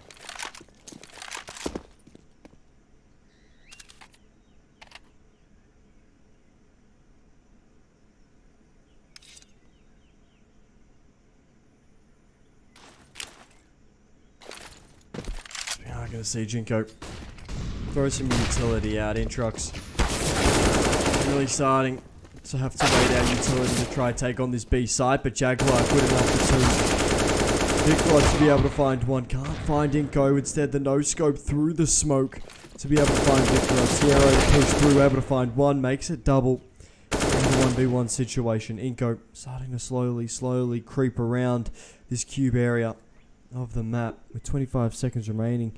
Just both of them have to just be constantly moving.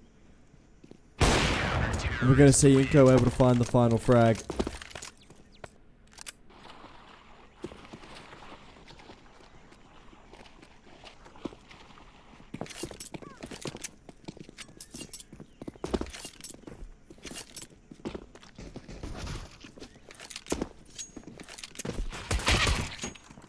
As well, that half does come to an end.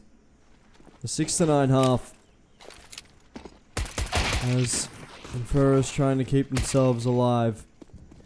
We'll be back with the second half of Ancient very shortly, ladies and gentlemen.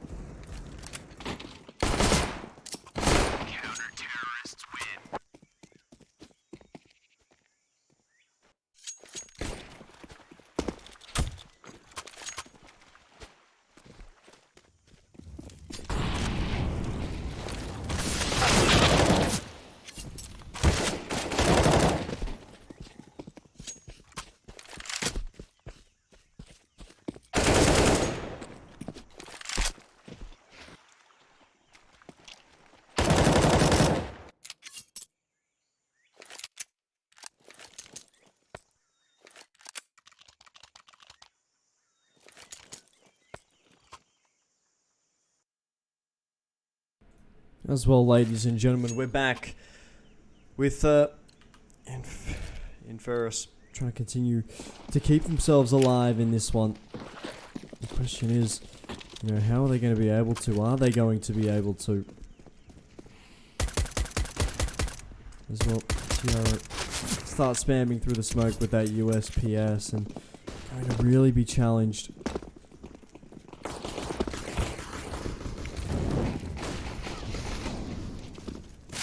Now going to see Poke and this Inferus side really look to try and take this pistol here quite convincingly. Seeing Maloon up.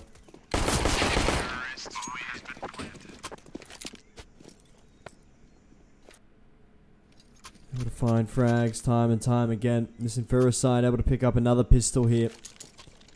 As well, INTRUX needing to try and fight back.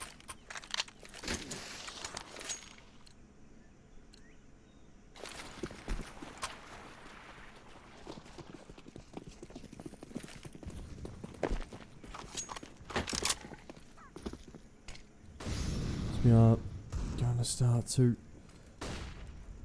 slowly see Inferus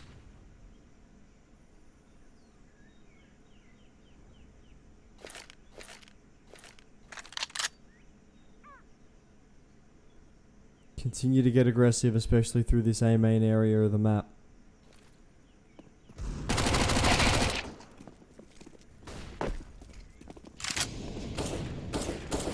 Go to try and find one. Bomb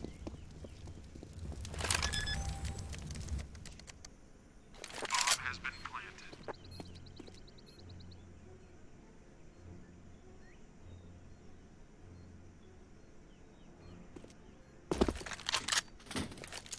Bomb to go down.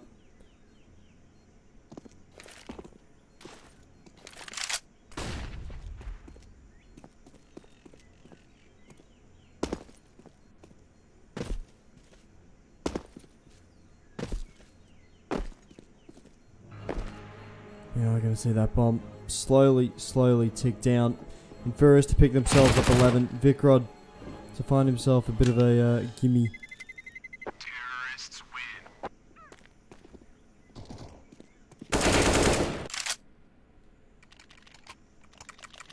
And now Inferus, well, looking to try and run away with this second map here. They've got themselves a little bit of momentum. The pistols to come out for INTRUX as the force didn't really go their way.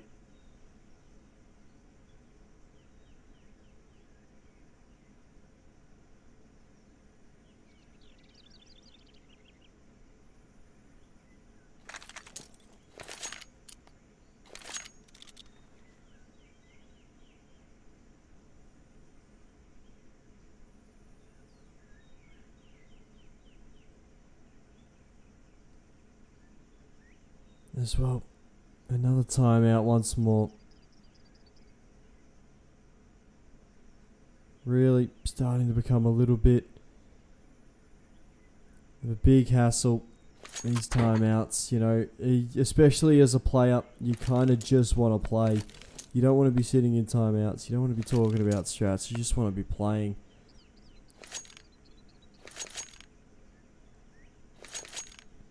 And it's really, you know, one of those things where you have to be so mentally disciplined to be thinking about Counter-Strike for not only 3 hours, but the fact that we're getting... Essentially, this first half has nearly taken an hour so far. So these timeouts are very, very brutal.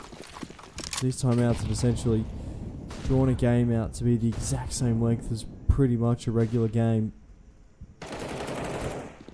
You know, it's going to be interesting to see if we see either side really start to take a hard hit from it. And if so, who? More importantly, how are they going to continue to bounce back if they do take a hard hit?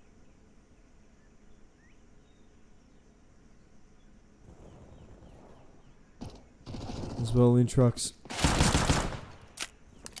able to find that B lurker. The Mac 10 to be recovered. As Jaguar to find the aggressive pistols through mid, and well, A looking to be the hit for Inferus to pick themselves up 12. If they can get this bomb down quite quickly, they won't have to deal with any of these pistols. Now Poke to complete that objective. The bomb to go down.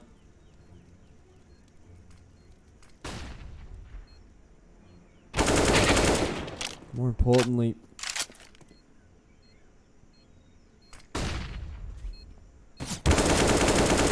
so Jaguar and Poke able to find themselves one apiece.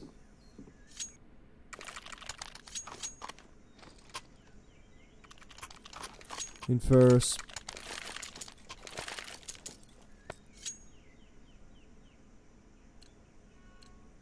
get themselves 12.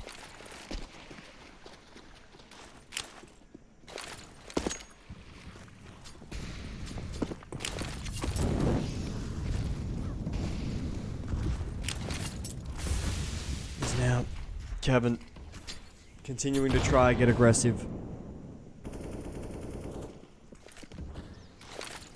I see Inko now as well, trying to get a little bit of utility out. Kevin on the other side of this smoke. Inko to find the frag.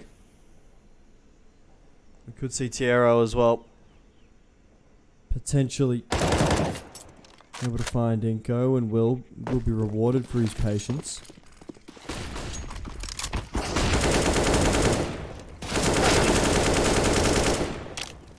Jinko able to find another Poke to get one back though.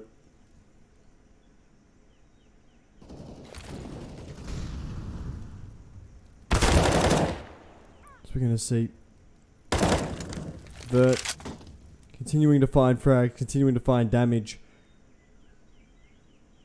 As well Inferus now stuck in the 2v3. With time slowly ticking away the bomb to head all the way towards B. Maluna, I found going really dependent here on Poke. If Poke's able to find this frag, which he should be able to. No, Vicrod gets the best of him. Purely because Vicrod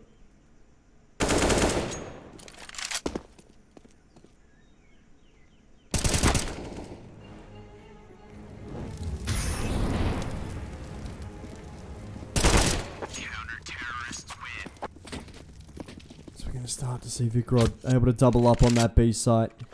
He knew that B rotation was coming purely because he was able to find that pick of Poke. He's able to play off it near perfectly.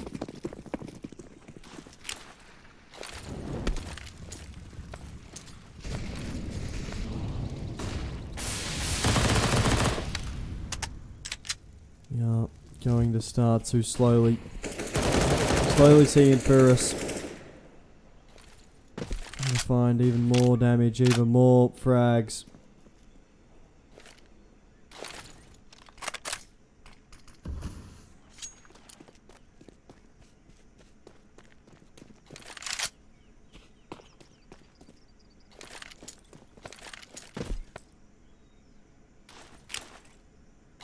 Is now Inferus to try and get themselves even more space with about a minute to go left in this round.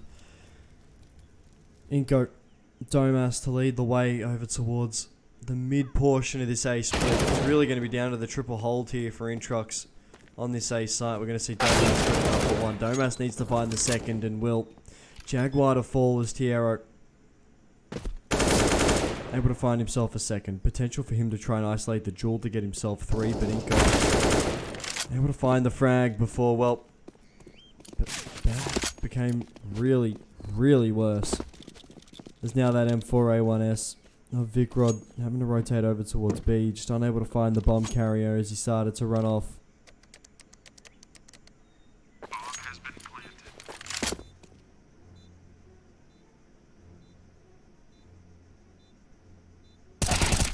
We're going to see Vicrod good enough for one. Needs to find himself this second here. The 1v1 as well. Inko has the bomb planted for him.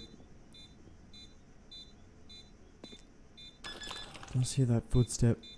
The hold to come through. flash over the top. Is Vikrod's just going to defuse it? How about that for a stick?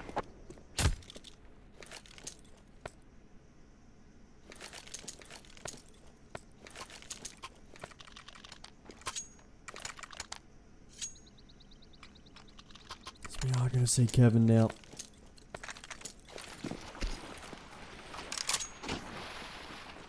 Player who we saw in that first map really step up strong. In this one, sort of playing a mid-roll.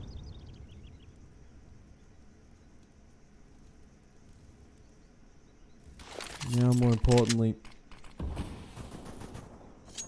really is going to be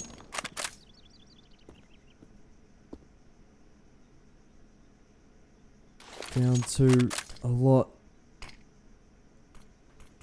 of this Inferus side to try and close this game out. INTRUX looking to have a lot of control, especially with those M4s in the server early.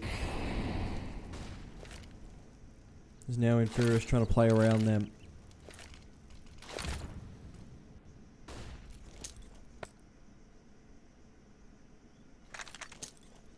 B potentially looking to be the execute here for Inferus, and with 55 seconds remaining. Third frag is huge. He goes down, and more importantly, a whole lot of information goes with it. You're going to see Dumas able to find himself a second.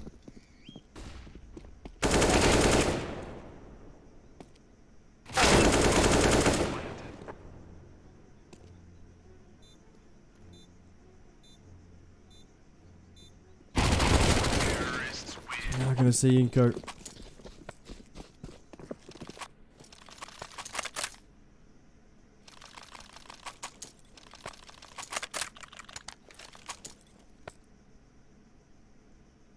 Going to see Inferus able to pick themselves up 13 now. Really looking to try and bring this one home. Take it to that Vertigo map.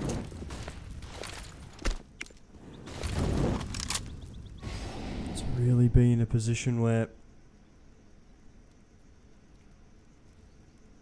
we can potentially see Vertigo be the decider, or will INTRUX have themselves a famed comeback that we've seen be so common throughout these series, and be able to snatch victory away from Inferus. We're going to see Dumas good enough for 2, swapping towards that AK-47. Well, Jaguar and Poke to find themselves one apiece.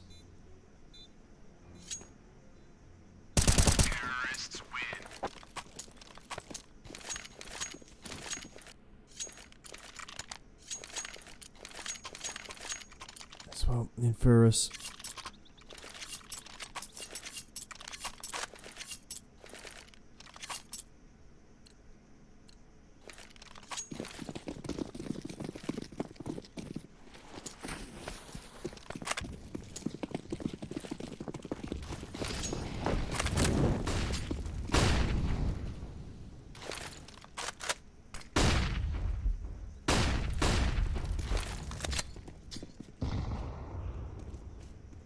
as well. We're starting to slowly see Inferus trying to get just a little bit of wiggle room to work with, but INTRUX just slowly closing down with the aggression coming in through this B main area of the map. Smokes to potentially make this terrorist side think that Vikrod has left this area. Merely a bit of bait to try and get them to come into sort of the dungeon's lair.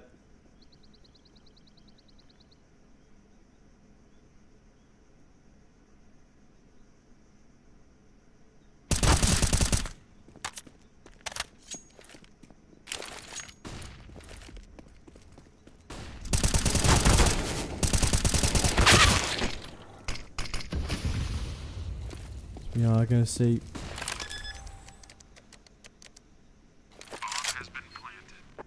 Milana to get that bomb down, and now INTRUX to really get themselves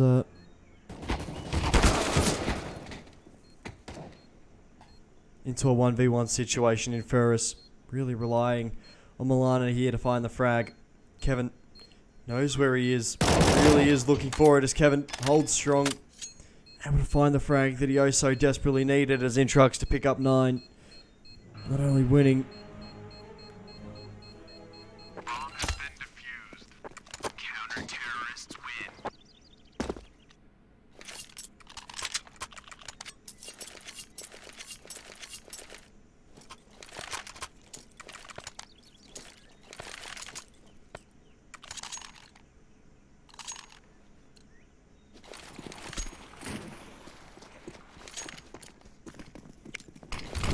Gonna start to see INTRUX.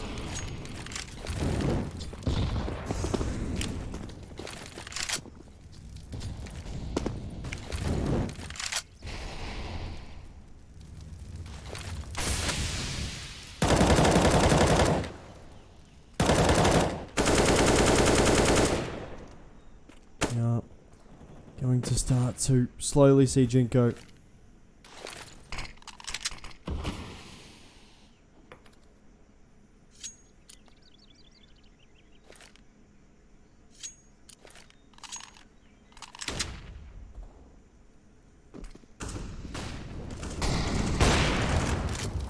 We're seeing Inko.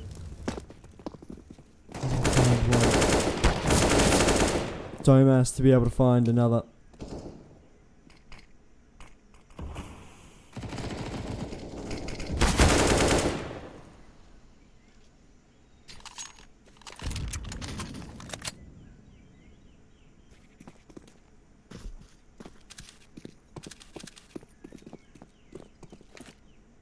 So we are going to see INTRUX now in the 2v4.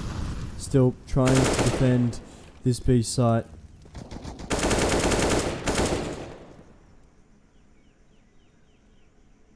Terrorists win.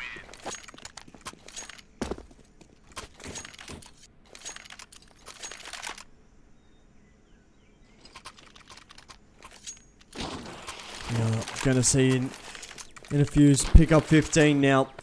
Match point for this map. Seeing if we can potentially even head off to map number 3, Vertigo.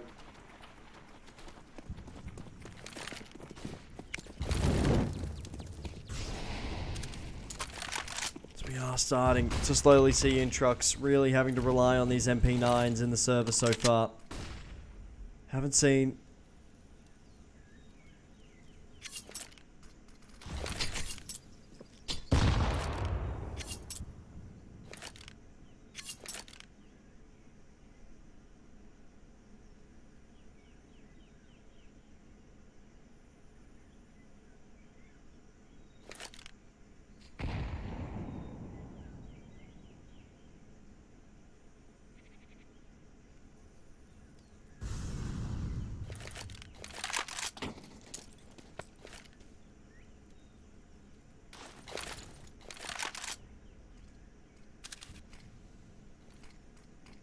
We are going to see Inko.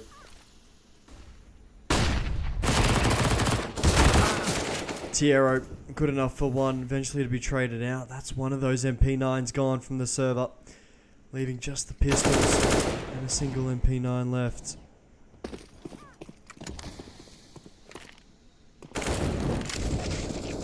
And now, Jinko to go down. It's really just going to leave the lone man of this B site. He's going to fall. And now Vicrod by his lonesome.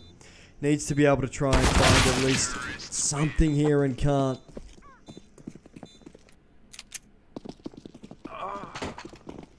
Now, that's map number 2 done.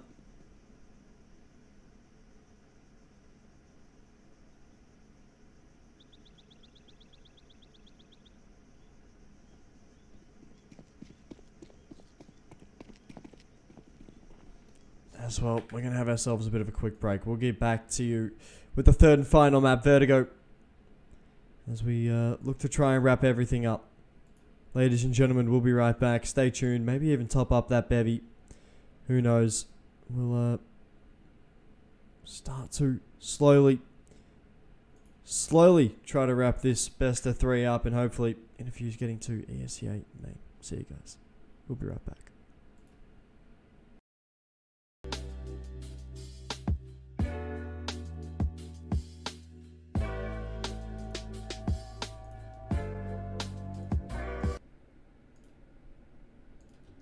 Well, ladies and gentlemen, it looks like we've got ourselves the third and final map.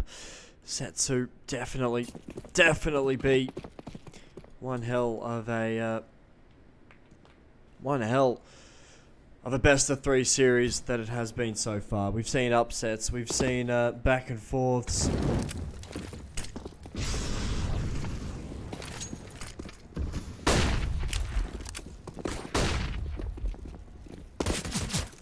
We are going to see Inco. Well, it's pretty simple, right? He just goes, Counter-Strike's easy as hell. Just get the bomb planted. Just get it planted. Just plant the bomb. It's not that hard. As Inferus, well, they're able to start this pistol round off with a very, very quick bomb plant. As well, Kevin able to find himself one. Potential for the second as well. As well, the bomb to be tapped. Some stabbing to be going on, but the bomb is going to be defused. As INTRUX able to get themselves the pistol. Poke to eventually find the final frag, but Vicrod to take at least one down with him.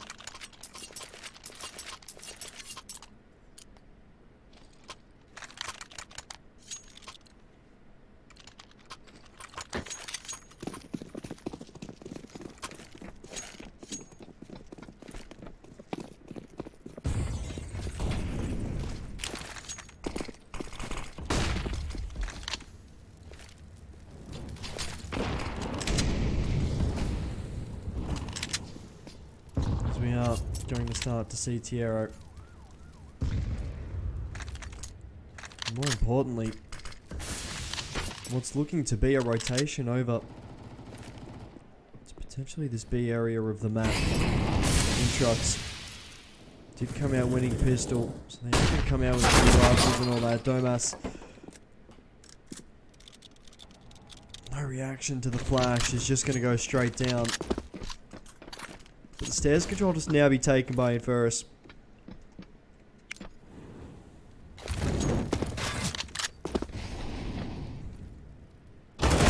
Poke to be able to spot Vert. Able to find the frag. Kevin and Tiero to find themselves one piece now.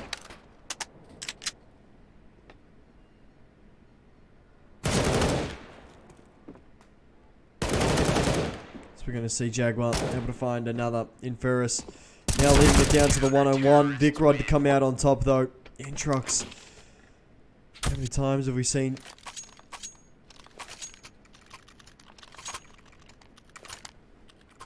Vicrod really be the one decisive factor?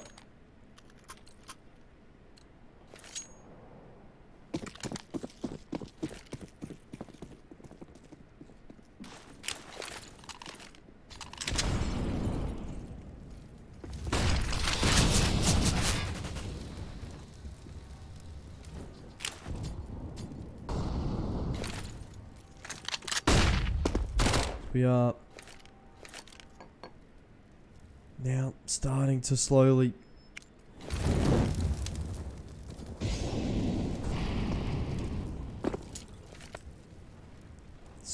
see INTRUX now all of a sudden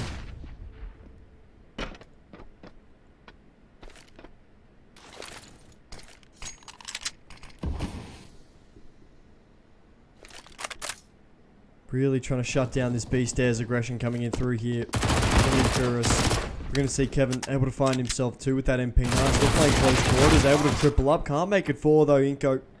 To eventually get rid of the danger man in the server, and now the 2v2 is this B bomb site. All of a sudden, bomb planted.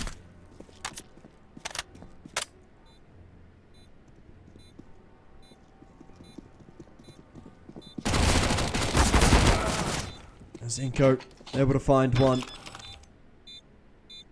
Vert to be able to get one back. And the force buy is continuing both of these sides, and well, the force war is completely underway at this point.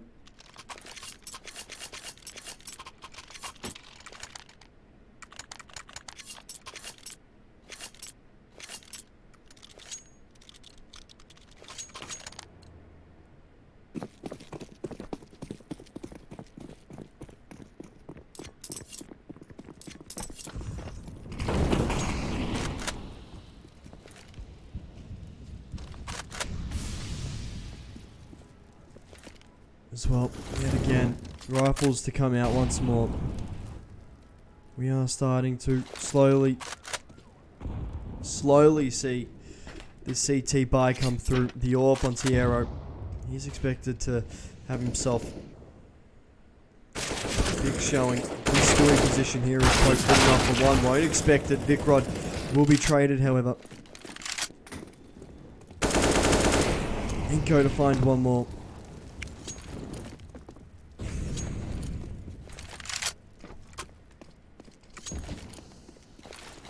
Smokes to go out.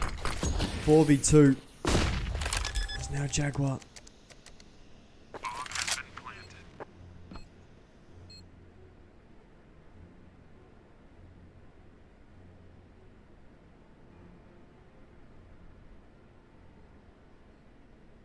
Now all of a sudden,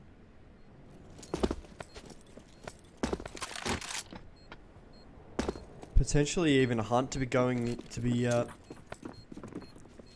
here.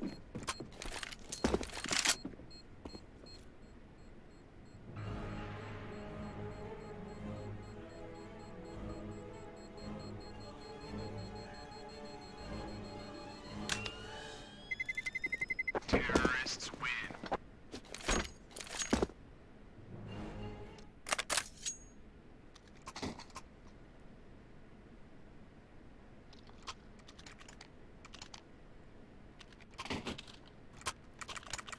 Is INTRUX continuing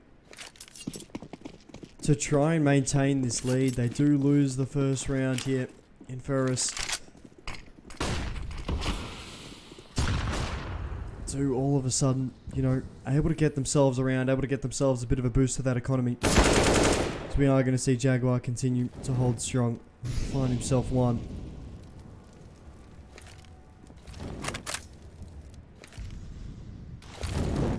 Kevin to fight back even more.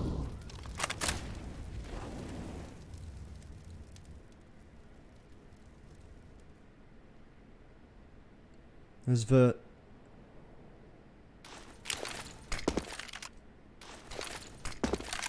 The boost to come through. Jinko able to find one. Potential for the second.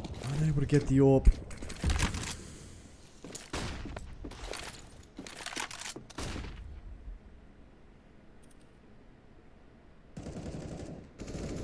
As well, Jinko looking to try and get even more aggressive.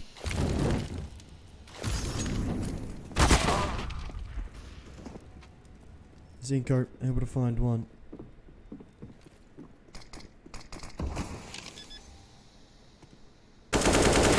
Luna to try and protect that bomb planter, and he'll be able to. Vert falls as INTRUX give up a second.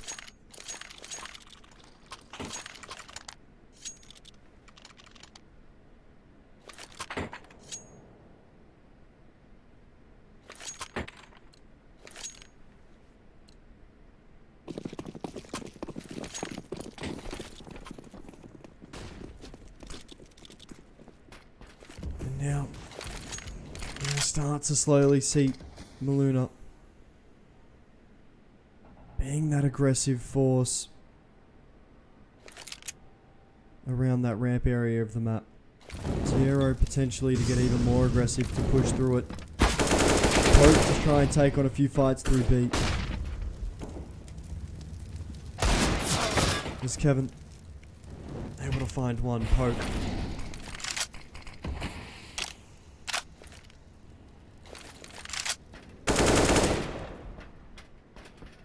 Able to find one more.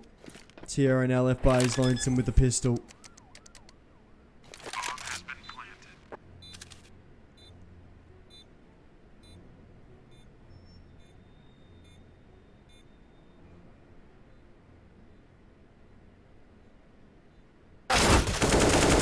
Terrorists win.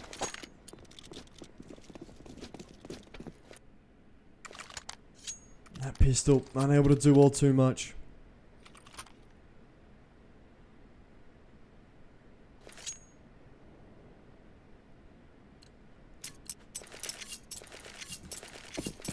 Rifles to come through. There's INTRUX now. All of a sudden,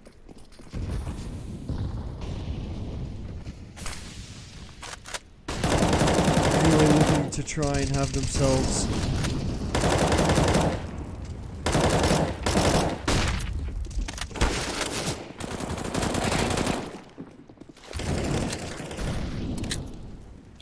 gonna see Terrio able to find one more.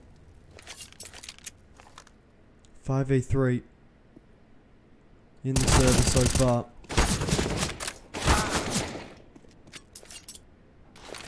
There's Jinko. Only good for the one before he gets traded out. Tomas to pick up that frag, and now Inko with that AWP.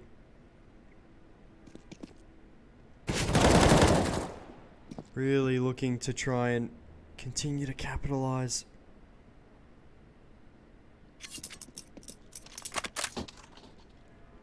So we are going to start to see INTRUX now in the 4v1. Should be able to close this one out. Inko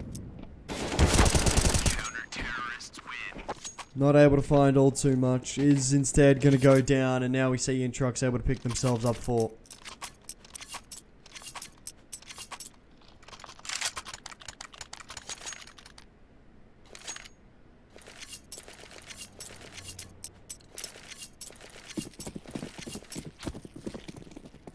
And now Jinko.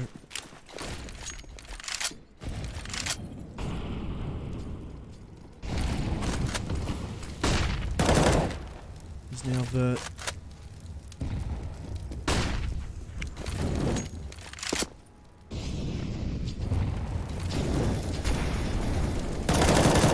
Able to find himself one.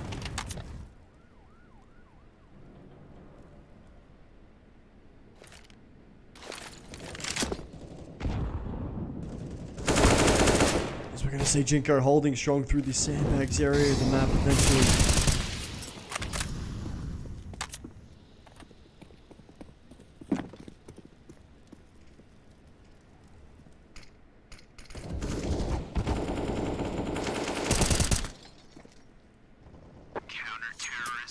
Ramp control. It's just so vital to have for this CT side, and you know, we're seeing Vert, we're seeing Tero able to completely shut down Inferus even as they're getting to the top of that ramp, and it's just so crucial for INTRUX at the moment. It's just paying dividends time and time again as Inferus now all of a sudden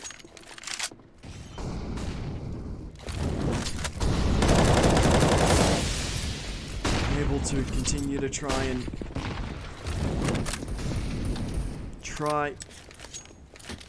to find a little bit of something every single time with these pistols once more.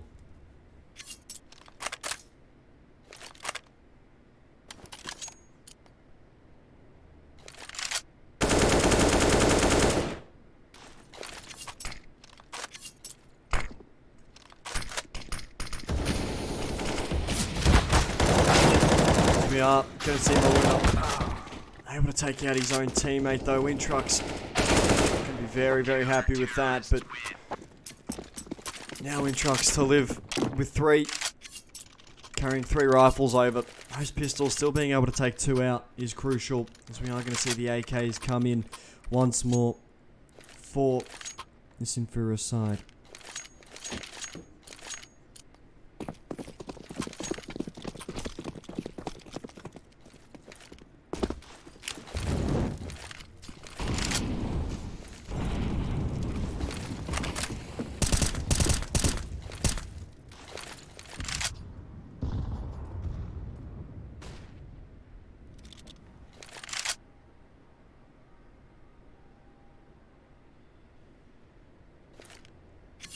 Inferus did win the second map, yes.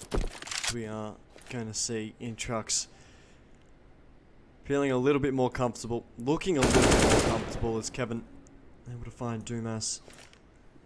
Opening up the stairs area of the map.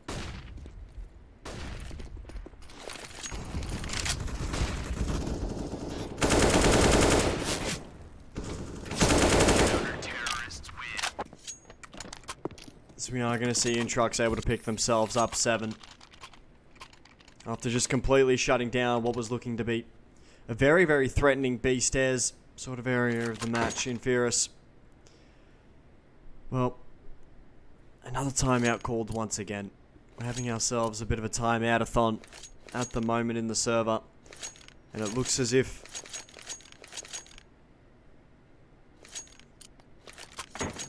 we're starting to slowly see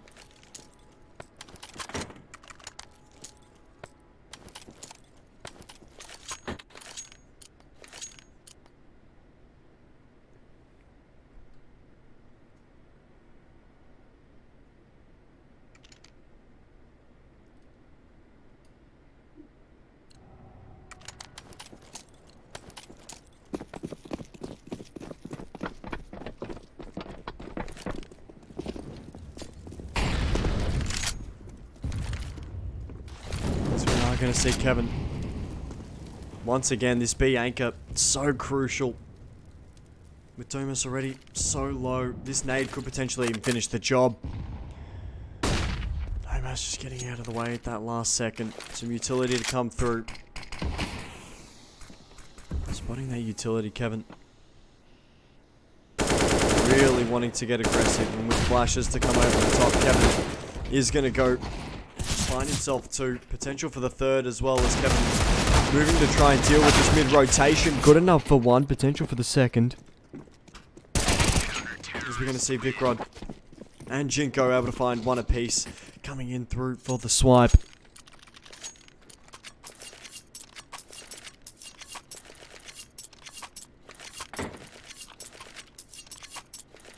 Is INTRUX able to pick themselves up with round number 8.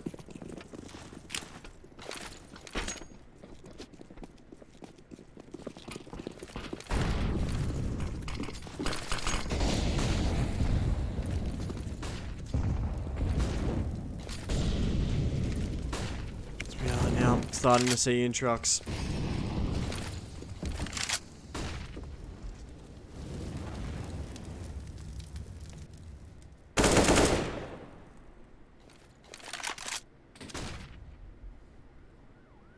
they're able to win this half, and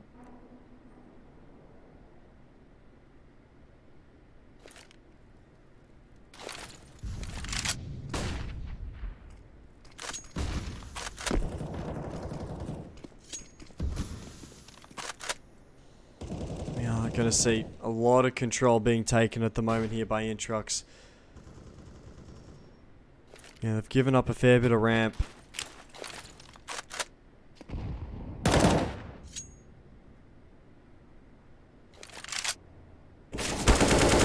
Gonna see Jinko.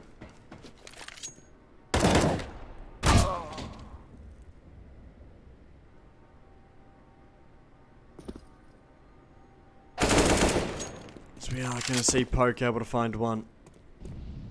Vicrod be able to find absolutely nothing at all, trying to hold down this A side as the bomb to start to slowly rotate Jinko. To be the first person on site.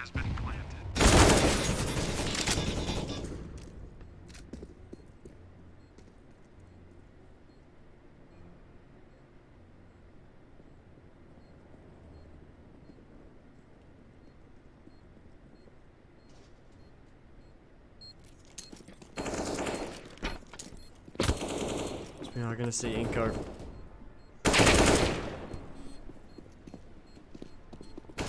Able to find. However, Jinko trying to shut down the hunt, unable to. Now we're starting to slowly see INTRUX.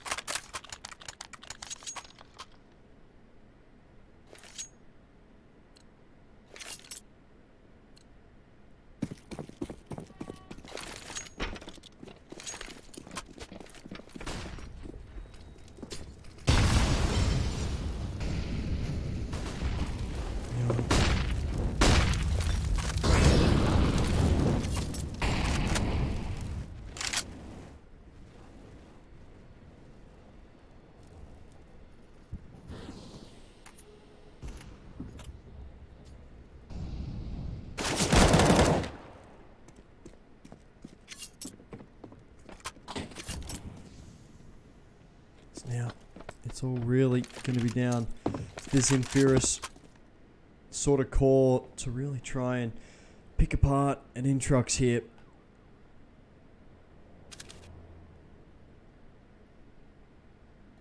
Really starting to slowly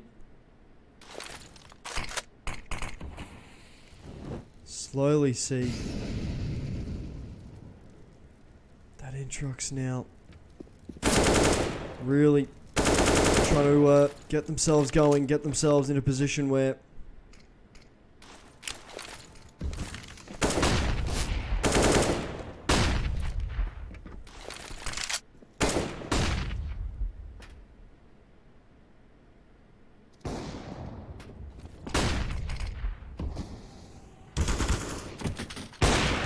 now going to see Inco able to find the trade onto Vert.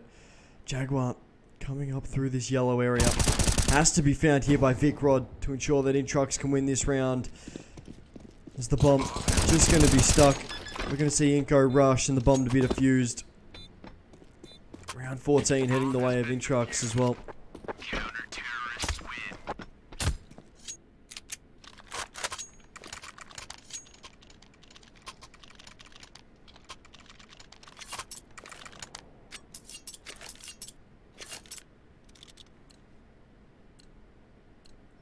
Oh, we could see this Inferus side really trying to come back on this. Trying to come back. Get themselves, well, a little bit of a fighting chance. Trying to head into round 15. If they do go down in this rifle round at the moment, we will potentially see that eco come through. Mac 10s, Galils, that sort of thing.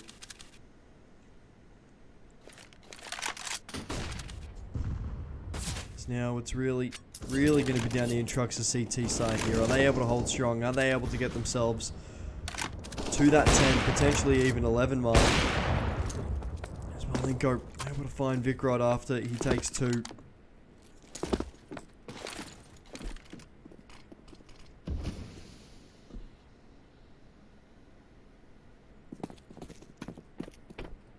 Now we're starting to slowly see this 3v2 situation. INTRUX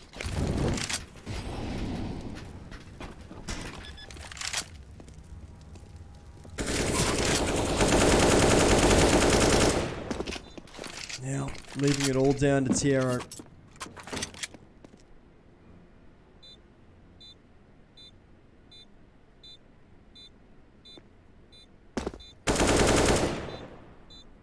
Leaving it all down to Tierra, the AWP up. Saving this AWP for this next round. The economy for INTRUX really needing it.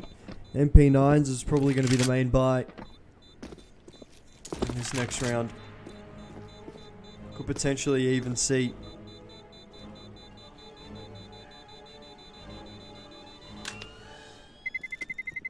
Terrorists win. could potentially even see this M4 from Tierra being dropped over, and it looks like it will be.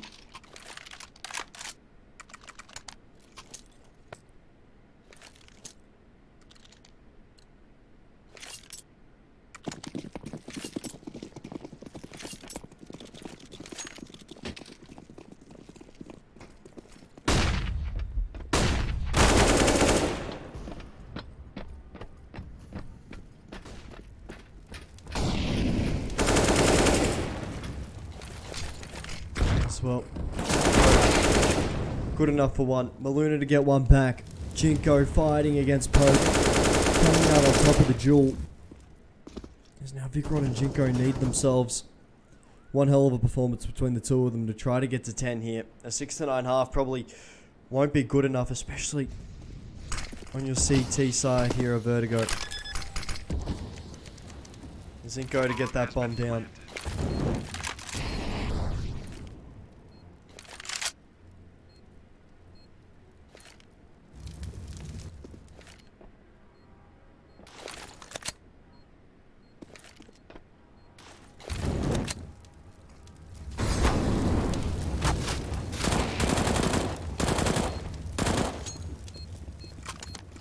Now Vicrod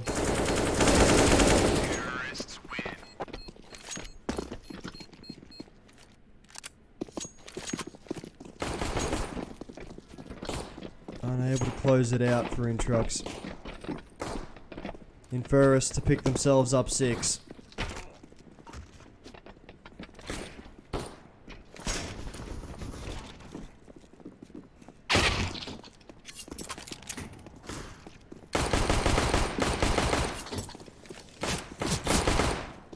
Sorry, Inferus to pick up 6. My apologies, I'm reading the scoreboard wrong.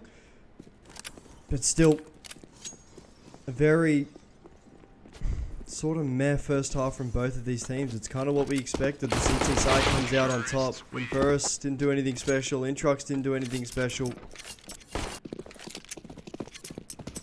You know, it was kind of just a meh sort of half. It wasn't anything special. There's nothing really to add to that. So we are going to get ourselves back once again to go live in this game. The last half in this best of 3, unless we go to overtime, which... oh boy.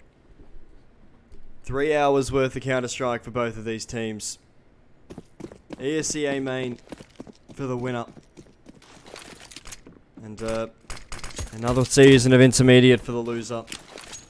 Probably worse than defeat. Well, it is defeat technically. Don't worry about that. We are going to see Intrux here to potentially get really aggressive, trying to pick apart this B-stairs sort of aggression coming in from Dumas. Now rotations to come over early. And they lose, they've still got a chance to qualify. Beautiful. That's awesome. That's good. That's good. That's good footy.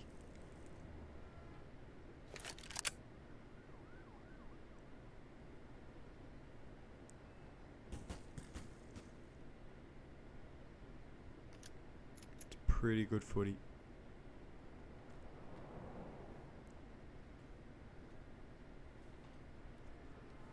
Playoffs, win, go big. Lose, go home. Pretty much. So if you get another chance, it seems a bit... no, sadly not.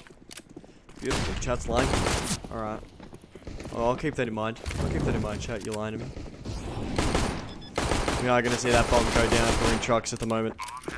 Inferus, unable to challenge it at all. Poke. Able to get themselves just a little bit of something.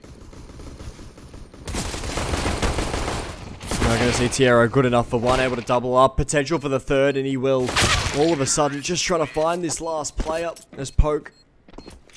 Well, able to find himself a frag, but then immediately traded. Intrux pick up 10. More importantly,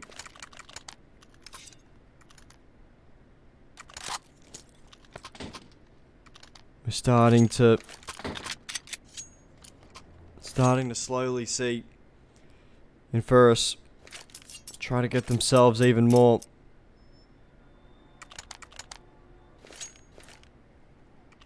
looking to try and establish themselves a little bit of a base here in this second half to really explode off. Will be crucial here.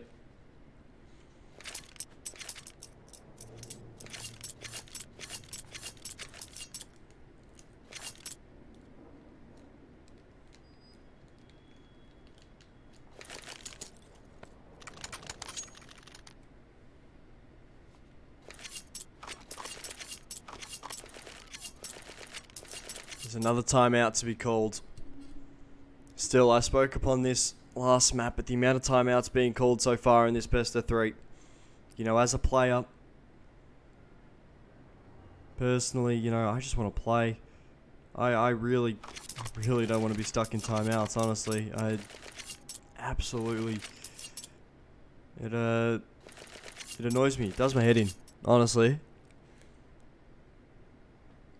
But,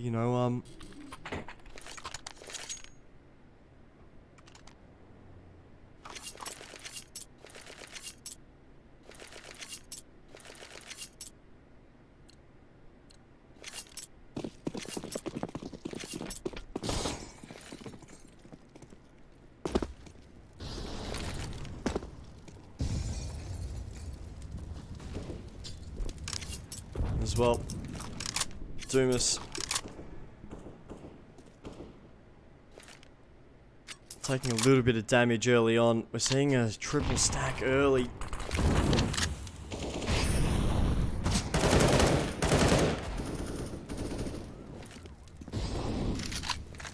Towards mid. Vicrod to continue to try and keep his pressure going through this ramp area of the map. Tierra to probably draw him to join him. There we go, we're slowly getting there.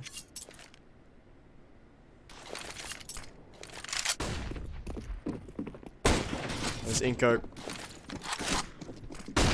On to slowly try and back away. Kevin able to find one. Potential for the second to come through as well as Kevin. Really looking to be that leading force over. From that scaffolding side, we're going to see Tiero able to find one. Potential for the second to come through. As we see Inko on 2 points of health, but he is able to back away in time. And he's able to get rewarded for it.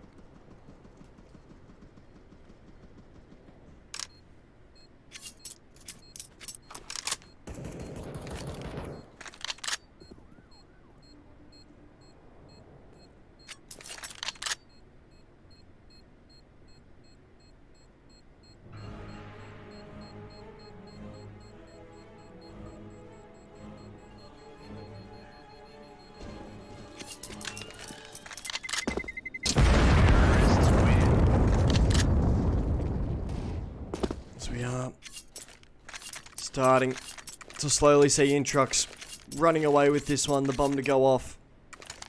Inferus had no say whatsoever.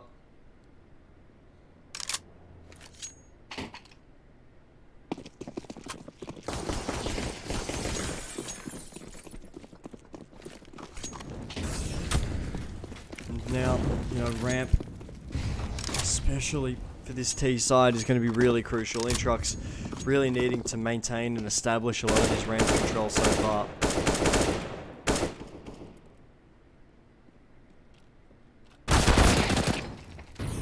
Maluna to be tagged up here. Jaguar to actually find a frag. Gets himself a bit of a rifle. We're going to see Kevin able to find himself a frag on a Dumas. Some more utility to come out. Try and prevent INTRUX from getting so much space on this B side, as well. It almost looks like it's going to be a 4-man stack on A. They just give up 8.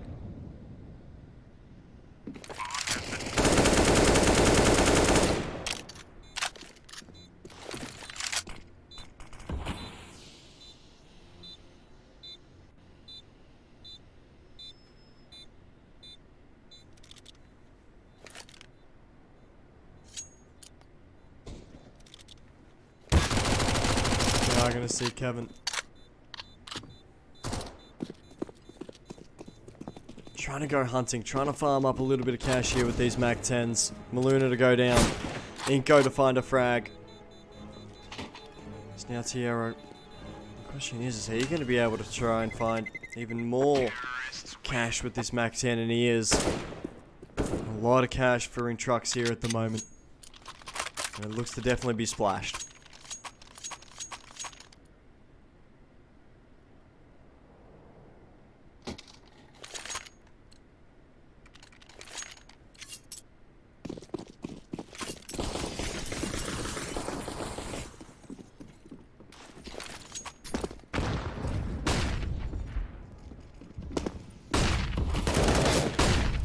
We're going to start to see poke.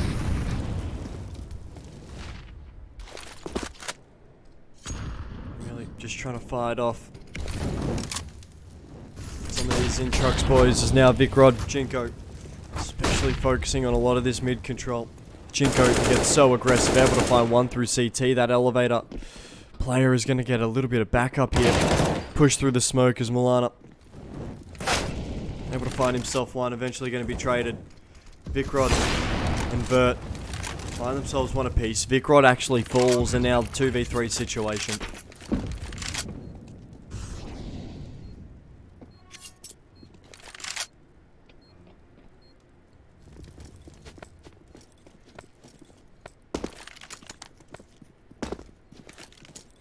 The save once again for Inferus.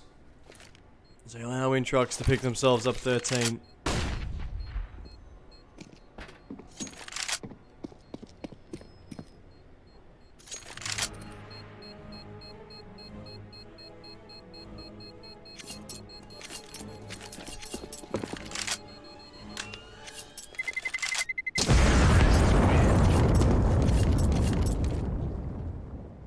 That bomb to go off.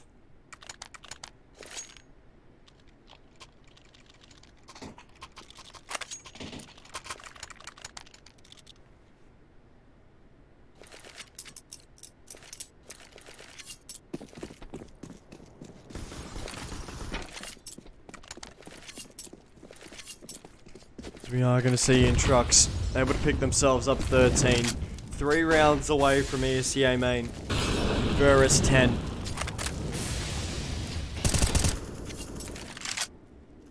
It's now INTRUX. Once again, really trying to sort of bully the presence they have been able to freely get over towards this B site. You know, a lot of the times we'll see at least 40, maybe even 50 seconds sometimes of teams just fighting it out through ramp. And, you know, they're not aggressing down ramp at all. We're going to see INTRUX being able to capitalize upon that, you know, lack of aggression by purely just going the other side. They know that either the aggression's coming through, otherwise, if the aggression does come through, the rotation towards B is going to be really late. And even if it does come through late, we're going to see Inferus once again looking to save these rifles as INTRUX pick themselves up 14.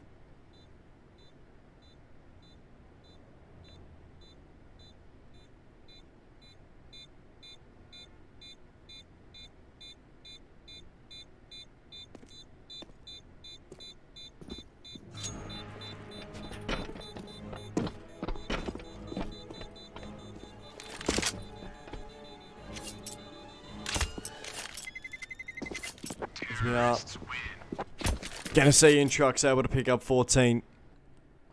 Inferus.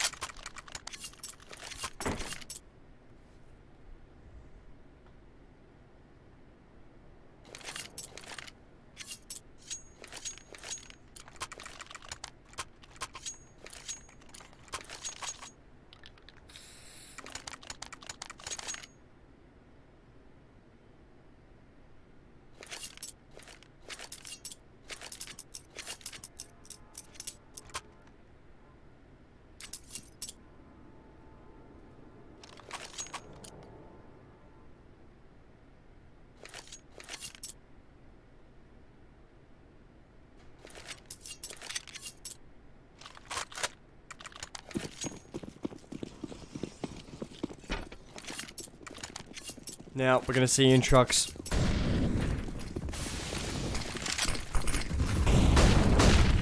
once again looking for this ramp aggression. We spoke about it last round, the fact that Inferus, you know, they're not showing any ramp presence. The fact that we're seeing Poke is sitting there playing halfway through a one-way. He's able to find himself 3 purely around it because INTRUX aren't looking at him. But, you know, how passive is that ramp aggression? It is incredibly passive. We're seeing Inferus pretty much halfway up ramp before that clock is even at a minute 30. And I'm pretty sure it's not even impossible to go.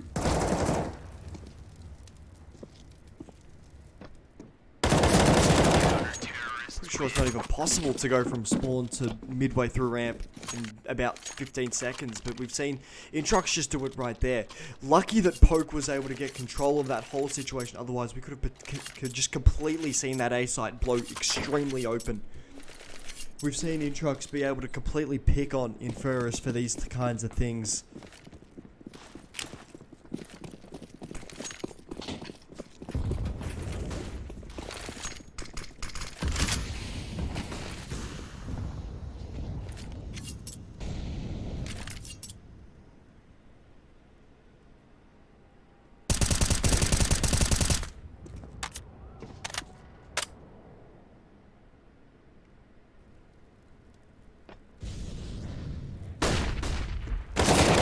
There's now Dumas able to find himself one.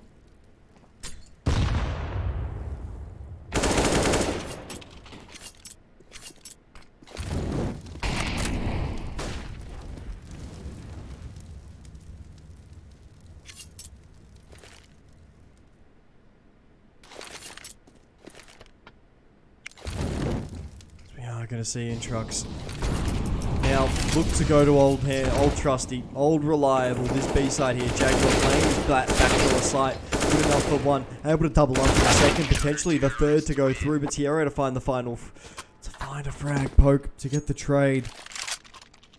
A much needed hold going the way of Inferus. There we go. Huge from Jaguar.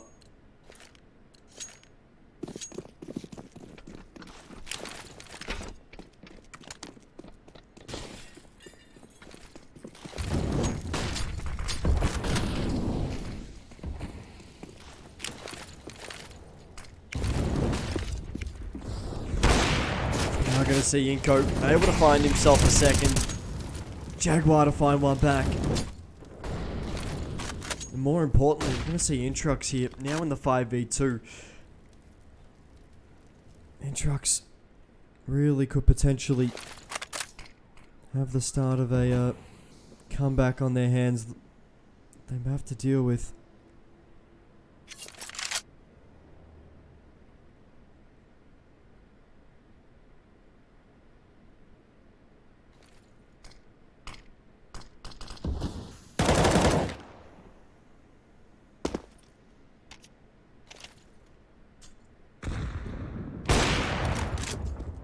There's now Inferus, there we go. Sorry, my apologies. Starting to really get going, able to pick themselves up a 9th. INTRUX.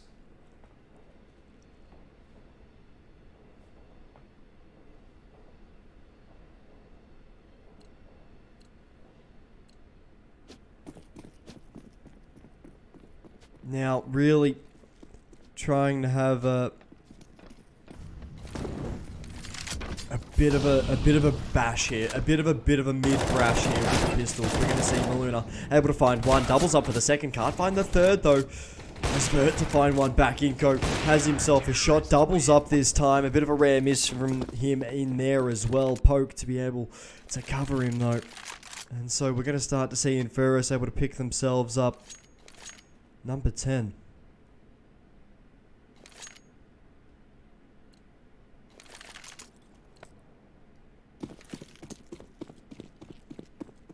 So now we're going to see Inferus.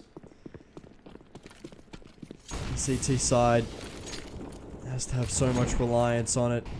You can't have stuff like that. A HE nade which could have done so much damage going astray.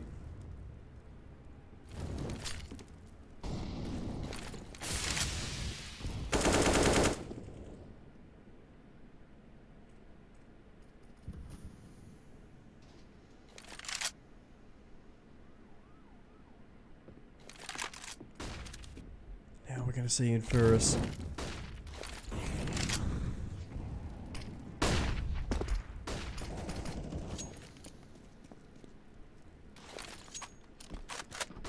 Continuing to try and just maneuver the right piece in this game of deadly chess. INTRUX need to get themselves to that 15 mark and Tierra to be able to find himself one. Poke, Inko, one apiece to try and hold off this aggression through ramp once more as Inko.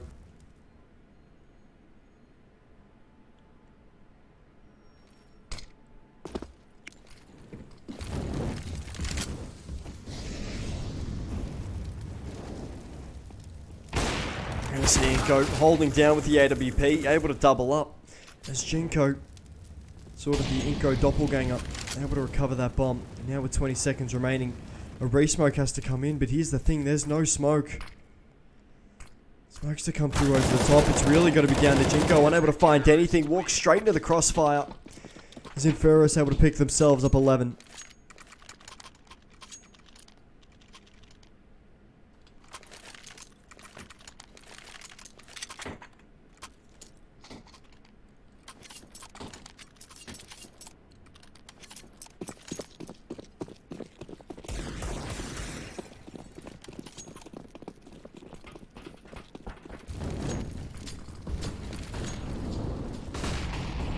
Gonna see Inferus.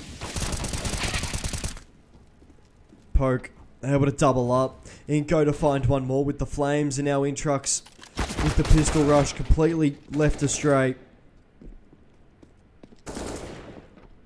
Counter-terrorists win.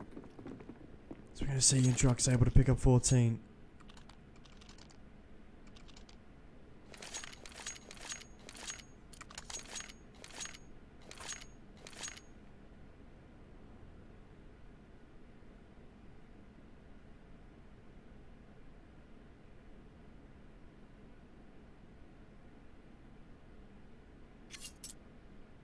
So we are going to see, once again, one of these comebacks that we've seen in this server time and time again. Inferus trying their hardest to not go down here without a fight. We've seen the comeback. We've seen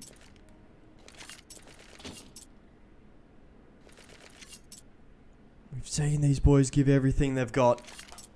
And more importantly, we're seeing them, showing that if they're going to go down, they're going to go down swinging.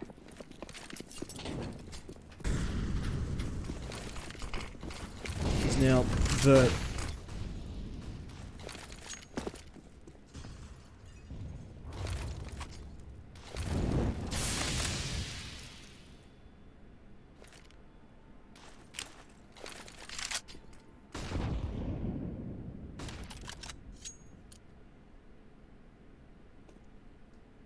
We are going to see INTRUX now slowly creeping up through this ramp area of the map. This boost as well for Poke. It's going to be spotted by Vicrod, and it's barely going to get away with its life. The boost barely scrambling away the triple stack towards this B area of the map.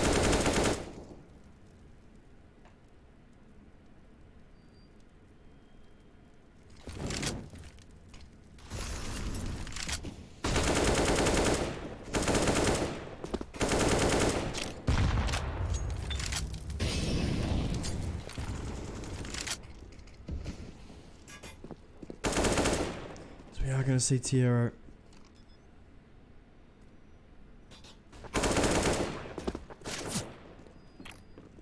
Continuing to lead this INTRUX side as the bomb to go down. The retake to come through.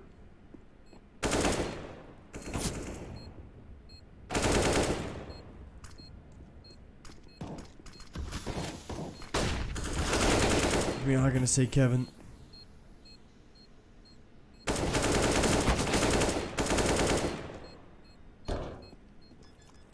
Now the 1v1. Vicrod.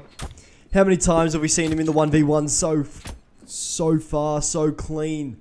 He's able to just continue to convert.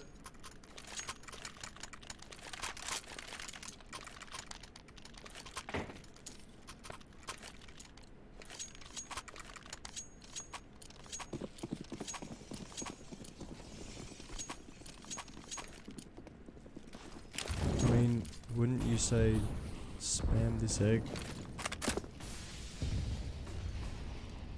Oh, hold up. I'm thinking of this copy pasta real quick. Hold up. Don't win just yet, INTRUX. Inferus, you win this round. I need to think of a copy pasta. Spam this Jag to make sure Inferus don't slag. There you go. There you go. There you go. There's a new copy pasta for you. We are going to see Jag go down. INTRUX now in the 3v4. 1 round away. A minute 10 away from ESEA main, this Spanish side.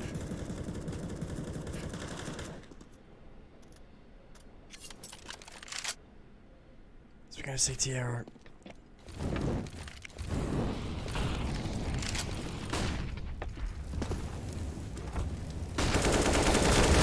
We're going to see Tierra eventually going down. Kevin holds strong, good enough for one. Him and Vicrod now in the 2v3 situation. Vicrod to get that bomb down. Minimal utility to try and prevent the plant. But now it's all going to be down to Kevin. Vicrod to find themselves one apiece, and now Inco has himself the AWP by his lonesome card convert. As INTRUX, welcome to ESEA main. Inferus go down fighting like they did in every single map.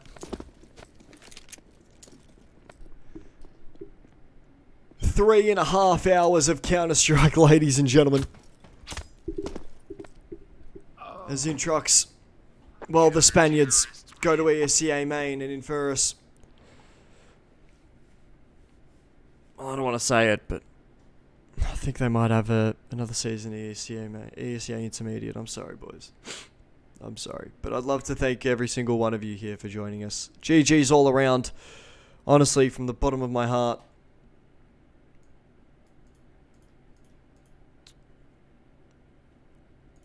I'd love to thank all of you for being here. I'd love to thank you all for showing support to the Inferus org.